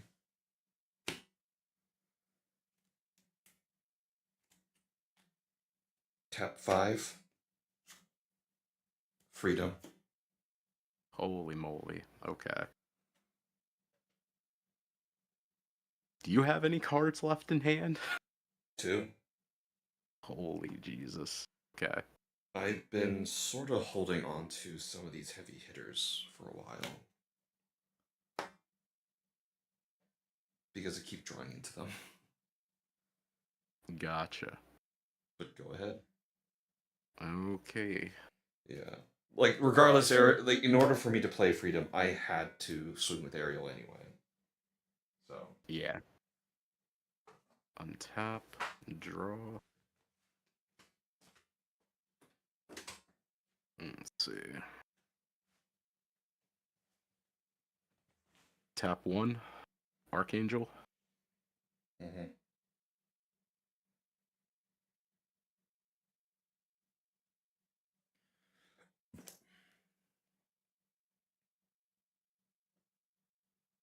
Hmm.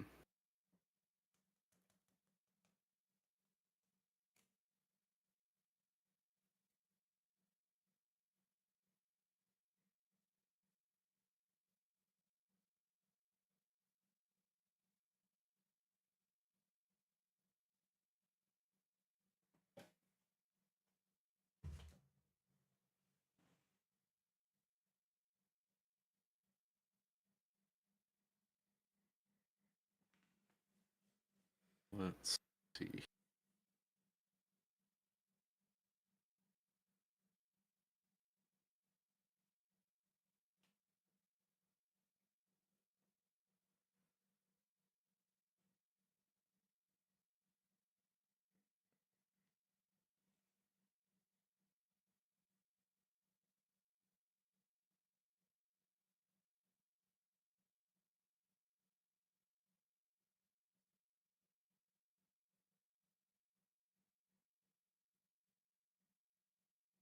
Freedom swinging into shields.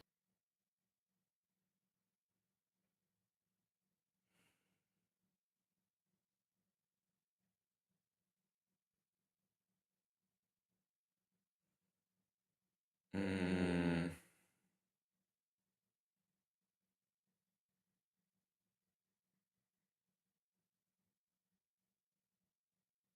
What else is on your field right now?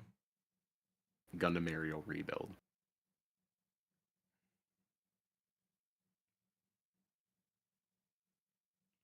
And you just played an Archangel, right? Yes. That's fucking annoying. Alright, then that means Freedom. We'll go ahead and block Freedom. Okay. Tap 1. Unforeseen Unforeseen. incident. Yeah. Yep. I had a suspicion that was there, but So I'll take 1. Your freedom will take 4. Yeah.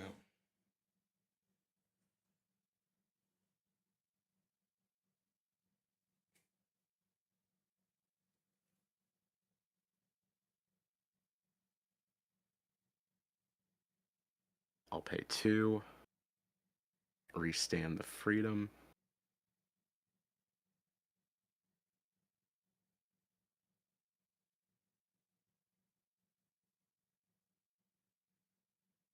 Swing into shields with Gundam aerial rebuild. Okay. Hawk going into grave.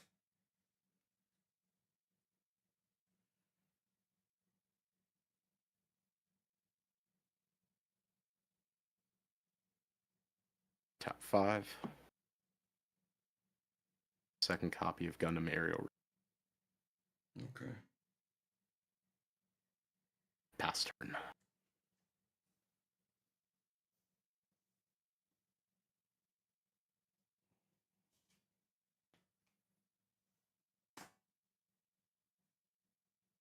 Hmm.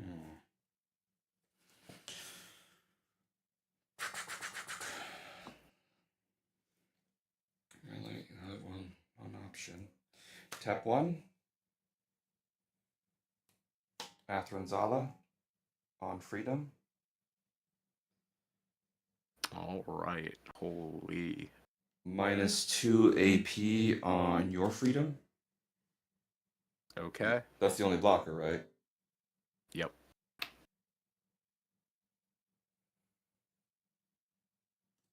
Athranzala swinging at your.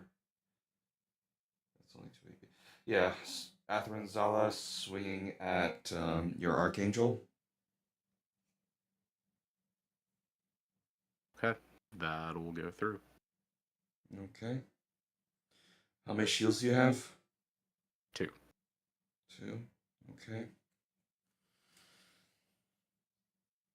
Sword strike that's damaged, striking at your shields.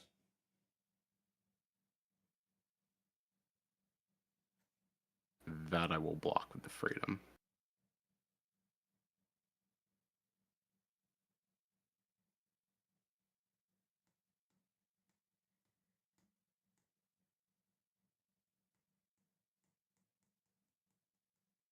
Hmm. All right. They trade. Yep.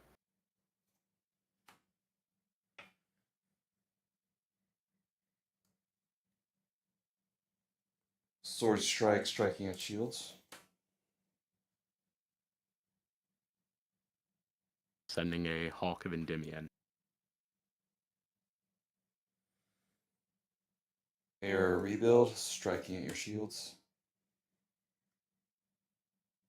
Athranzala. Okay. untapping resource. Tap 2, the Frith.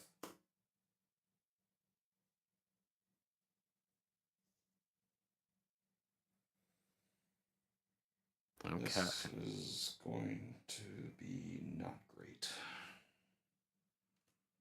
Go for it. Okay. Untap, resource, and it all comes down to this.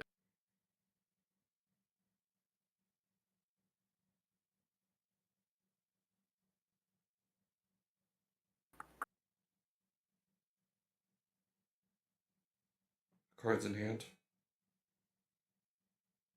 3. Okay, and one of them Cards is in what you. One. How many shield? One. You have 2 area rebuilds. And also, I'm guessing you're going to pair one of them with Atherin, get back a hawk or something. Or something else even worse. Maybe a striker pack, I don't know. Then, let's see here. The only thing that's going to save me is if that last shield is a freaking base. I don't see another path to victory here.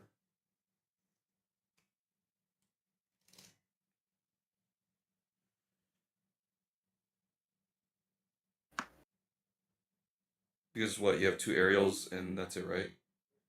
2 aerials at the moment, yeah. Okay. Oh, actually, I keep thinking you have a 3rd unit. All right, we'll see what if you throw down a 3rd unit that can link or something. Then I'll start. Like, yeah. Okay. Time to turn this game around. We're at the end. We're at the end game, sir. I know. Aegis Gundam.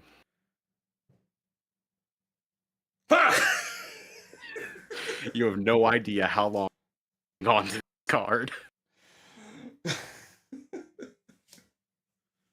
Linking with Atherin Zala. Yep. But wait, there's more. Yippity day. Card drawn from top deck. Pairing Atherin Zala with Gundam Aerial. Alright, and what are you getting back? Triggering Gundam Aerial rebuild effect to recover Hawk of Endymion from trash. Paying 1, pairing Hawk of Endymion with second copy of Gundam Aerial. Mm-hmm.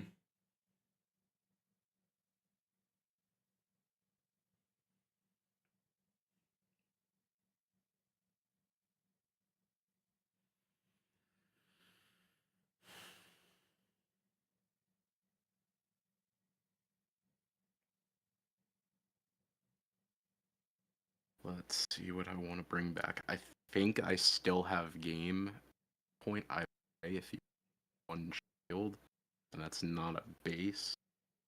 But I'm trying to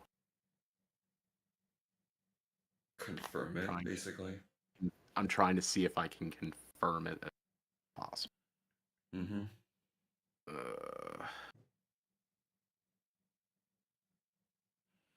Yeah. Will bring back.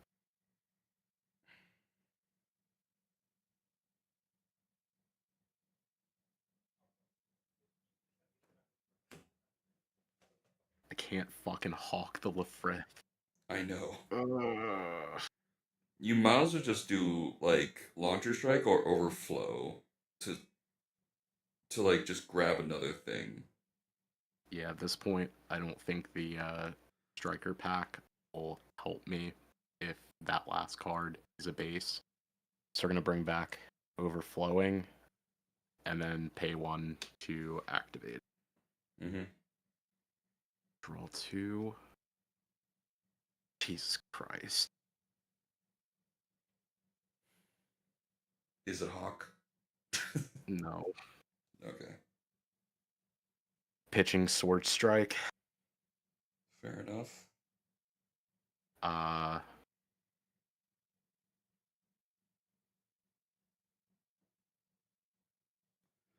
Swinging at shields with Aegis Gundam using its attack trigger since it now has 5 AP or more, and we're going to deal to kill the freedom. Yeah.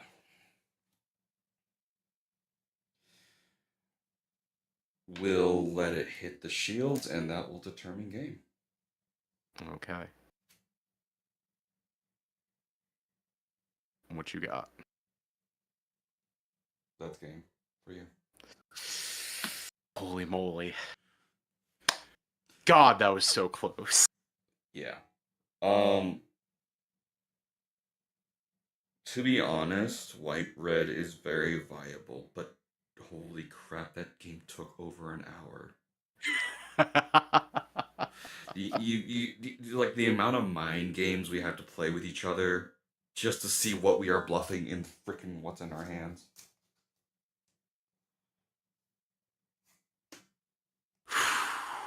All Top right, game. but if that survive, it was my turn with Aegis.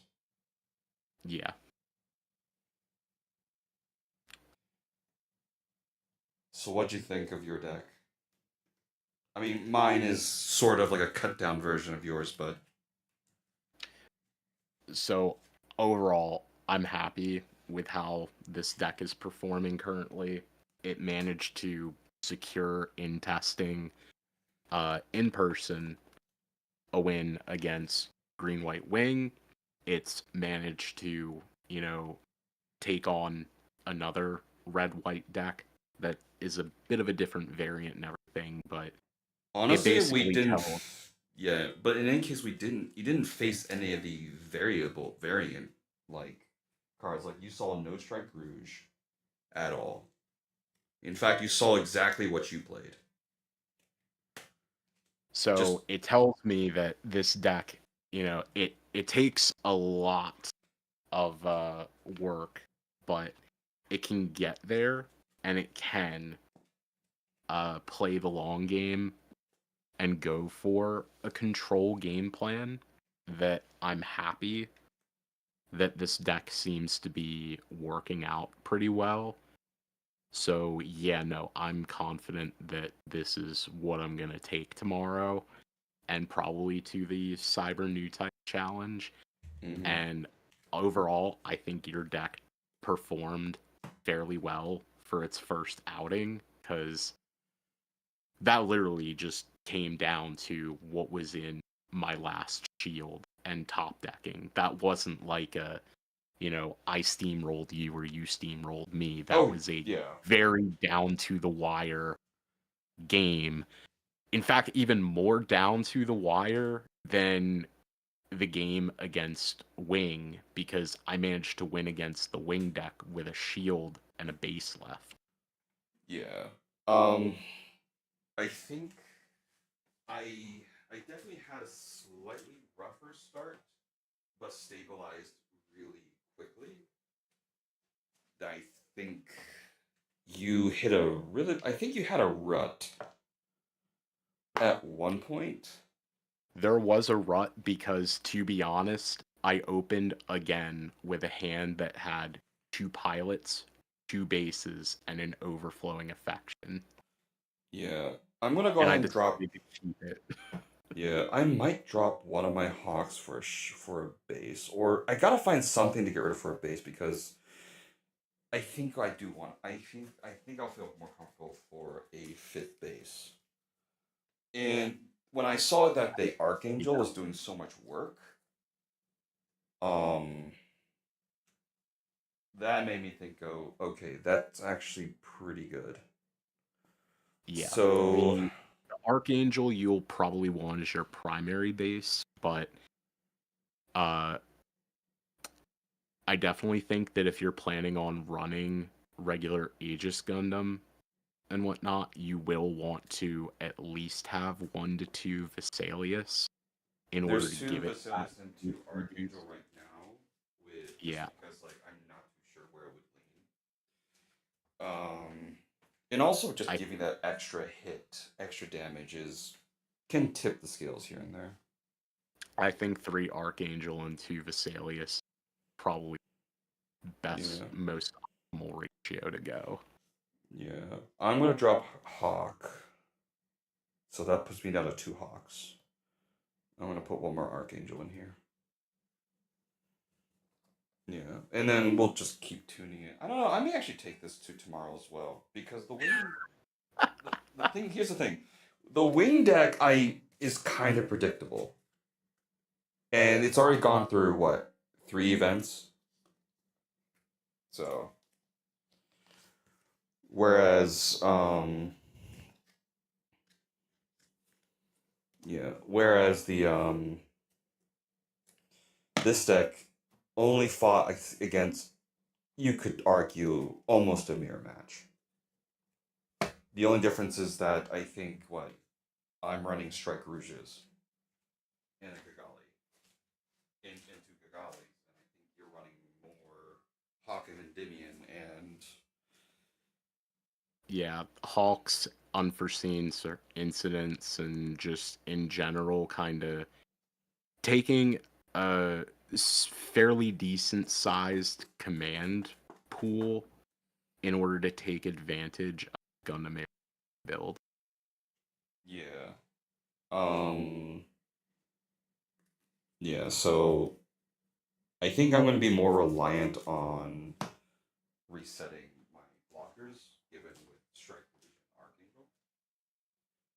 Yeah, Whereas man. you will have a lot more options with your commands. Now, that being said, um, overflowing, I'm actually more comfortable now with like what I can pitch to down with overflowing because Ariel allows me to grab it back if I need to.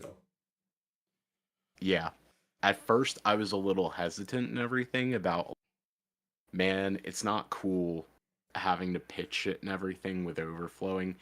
And I didn't like it at first when I was playing regular blue white Mm-hmm. because if you're playing blue white and you don't have aerial rebuild, it kind of sucks when you have to pitch something.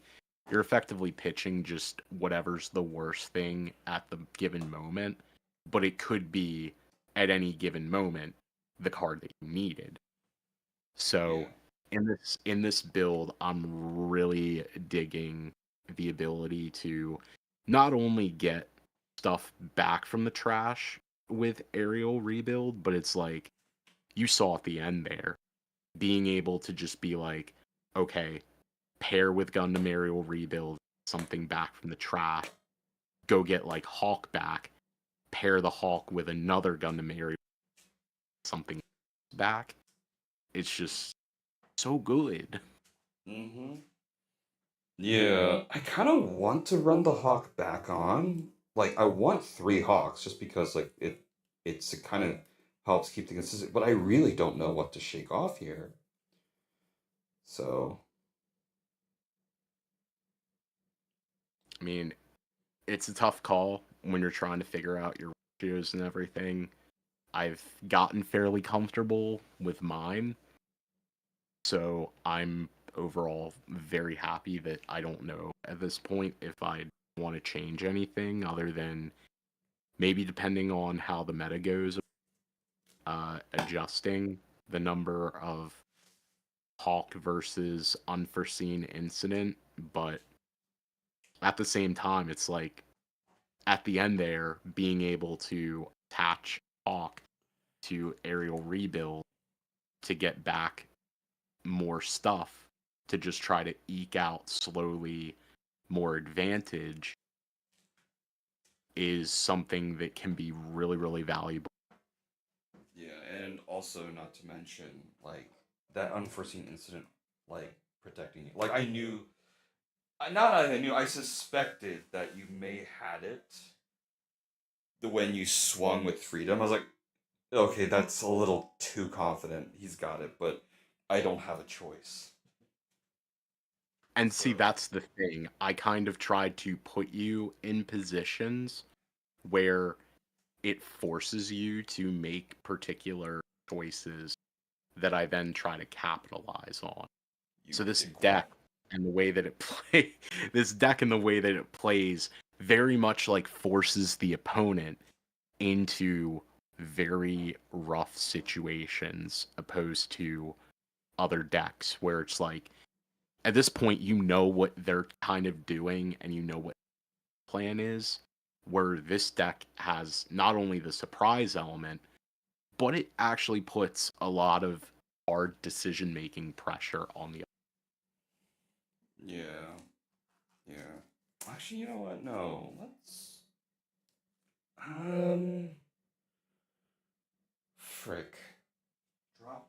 Oh my god, I kind of think I need. I think I do want a Hakundimia on this. An extra Hakundimia on this versus a. Well, that's because I have. Oh, you know what? I may not have to rely on the Archangel too much because I have Strike Rouges. Yeah, like you can kind of work a little bit in that you have Strike Rouge and Archangels, whereas I only have Archangel to work with. That being said, the one problem with the Strike Rouge is, see, it's good in that it costs one less for your activations, but the problem that you're gonna run into point, it's gonna easily be able to get eaten. Yeah, especially by blue red You ping. So here's what I'm gonna do. I'm gonna can get reduce the Strike now. Rouges. Well, not only can it get eaten up by blue red ping, but another issue is that in the mirror match, if you don't have anything on it, it's gonna get eaten up by Elifrith. Yeah, well, it's not even gonna be fighting. So But you may be forced into a position where you have to swing with it. okay, here's what I'm gonna do actually. I'm gonna reduce my Strike Rouges down to 2 and then put Hawk and Dimian in there. So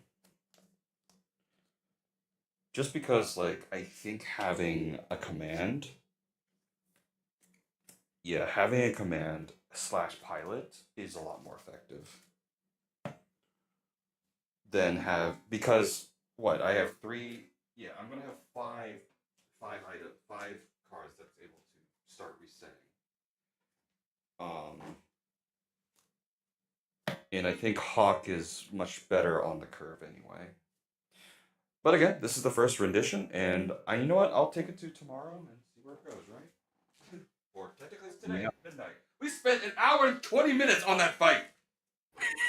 We're That's not gonna have that kind of time tomorrow. So better figure out your decision making. yeah. Or more like we're gonna put no. It's not even our part at this point. The fact that we had to put our opponents into a decision making position. This is the anti Unga Bunga deck. It's like I want to swing with wing. Wait, what?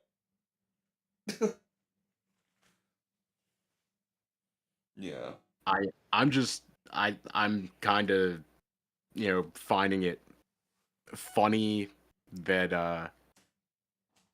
all it took was one little discussion and now we're both looking at playing a completely non-meta based deck going into tomorrow that's trying to capitalize people are playing in the meta.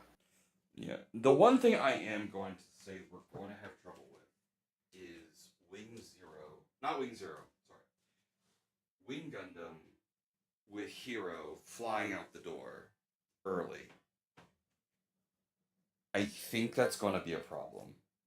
So yes, that can be a problem, which is why specifically I have the Aegis and Atherin in here because that is supposed to directly be my mid to early-ish game response to somebody landing, you know, on ramp curve wing. Yeah. Now the thing is though, like most people who run Wing Gundam with Hero will just drop it right away because it cracks pressure. You're most likely going to take out a unit because it can select one and reach five. Like most people are going to do that. So the best thing to do is withhold your Justice or your Athrazala or your Aegis if if you don't have Aegis, and then basically hit it when it's tapped down. Which is what I was trying to get at earlier with the play style of this deck is that's what you want to be doing. You want to be forcing the opponent to falling into your trap of they swing first with their wing Gundam, you get them on the crackback and KO their stuff, and now they're the one that's on the back foot. Yeah, this is a very reactionary deck, which is not a terrible thing, but I'm just gonna say yeah, this is basically going back to me in high school. That level of tanking. It is a very reactionary based deck, yes. Um, it's also very much a deck that you kind of, admittedly, every game have to kind of play on your toes a little bit because since this is not a meta deck, it's just running a lot of meta relevant cards with some Tekken options that Yeah. are meant to be able to respond to what people are doing over a variety of the different meta based decks.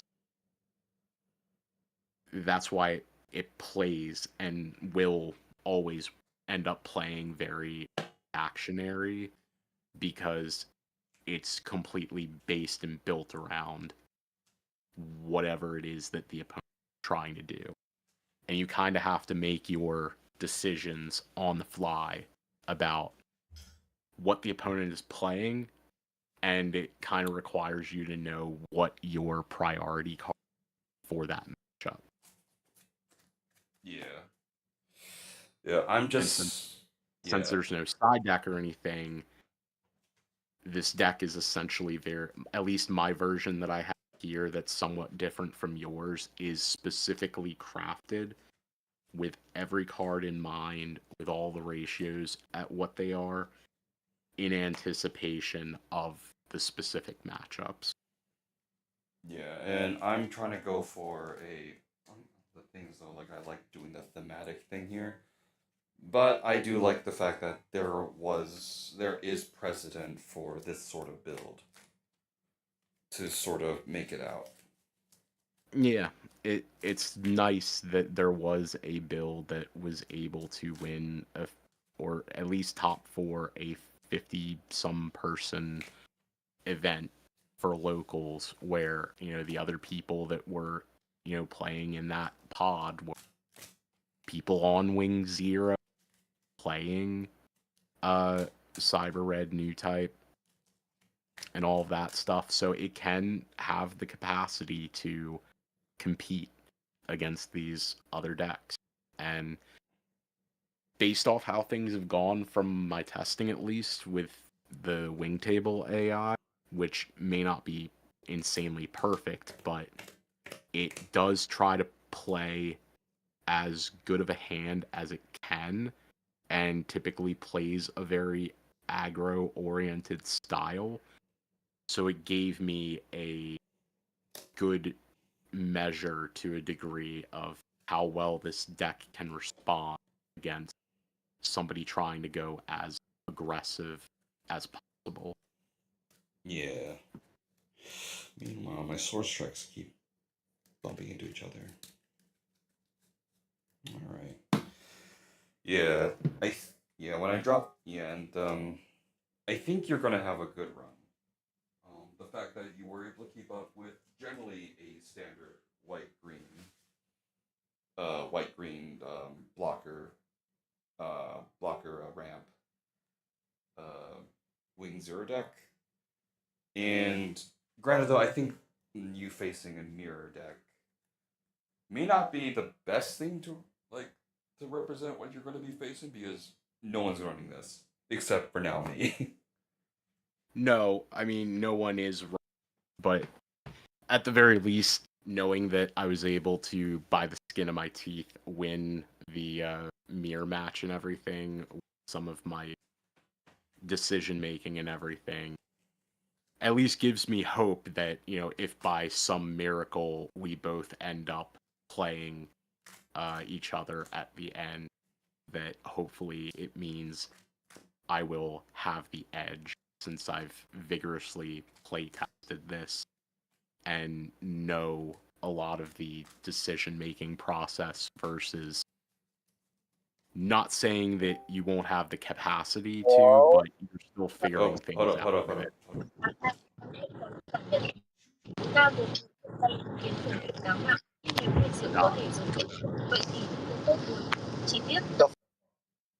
All right. Okay. All right. All right. That's it, everyone. Looks like that is the time to shut off the stream, guys. Thanks a lot for joining in.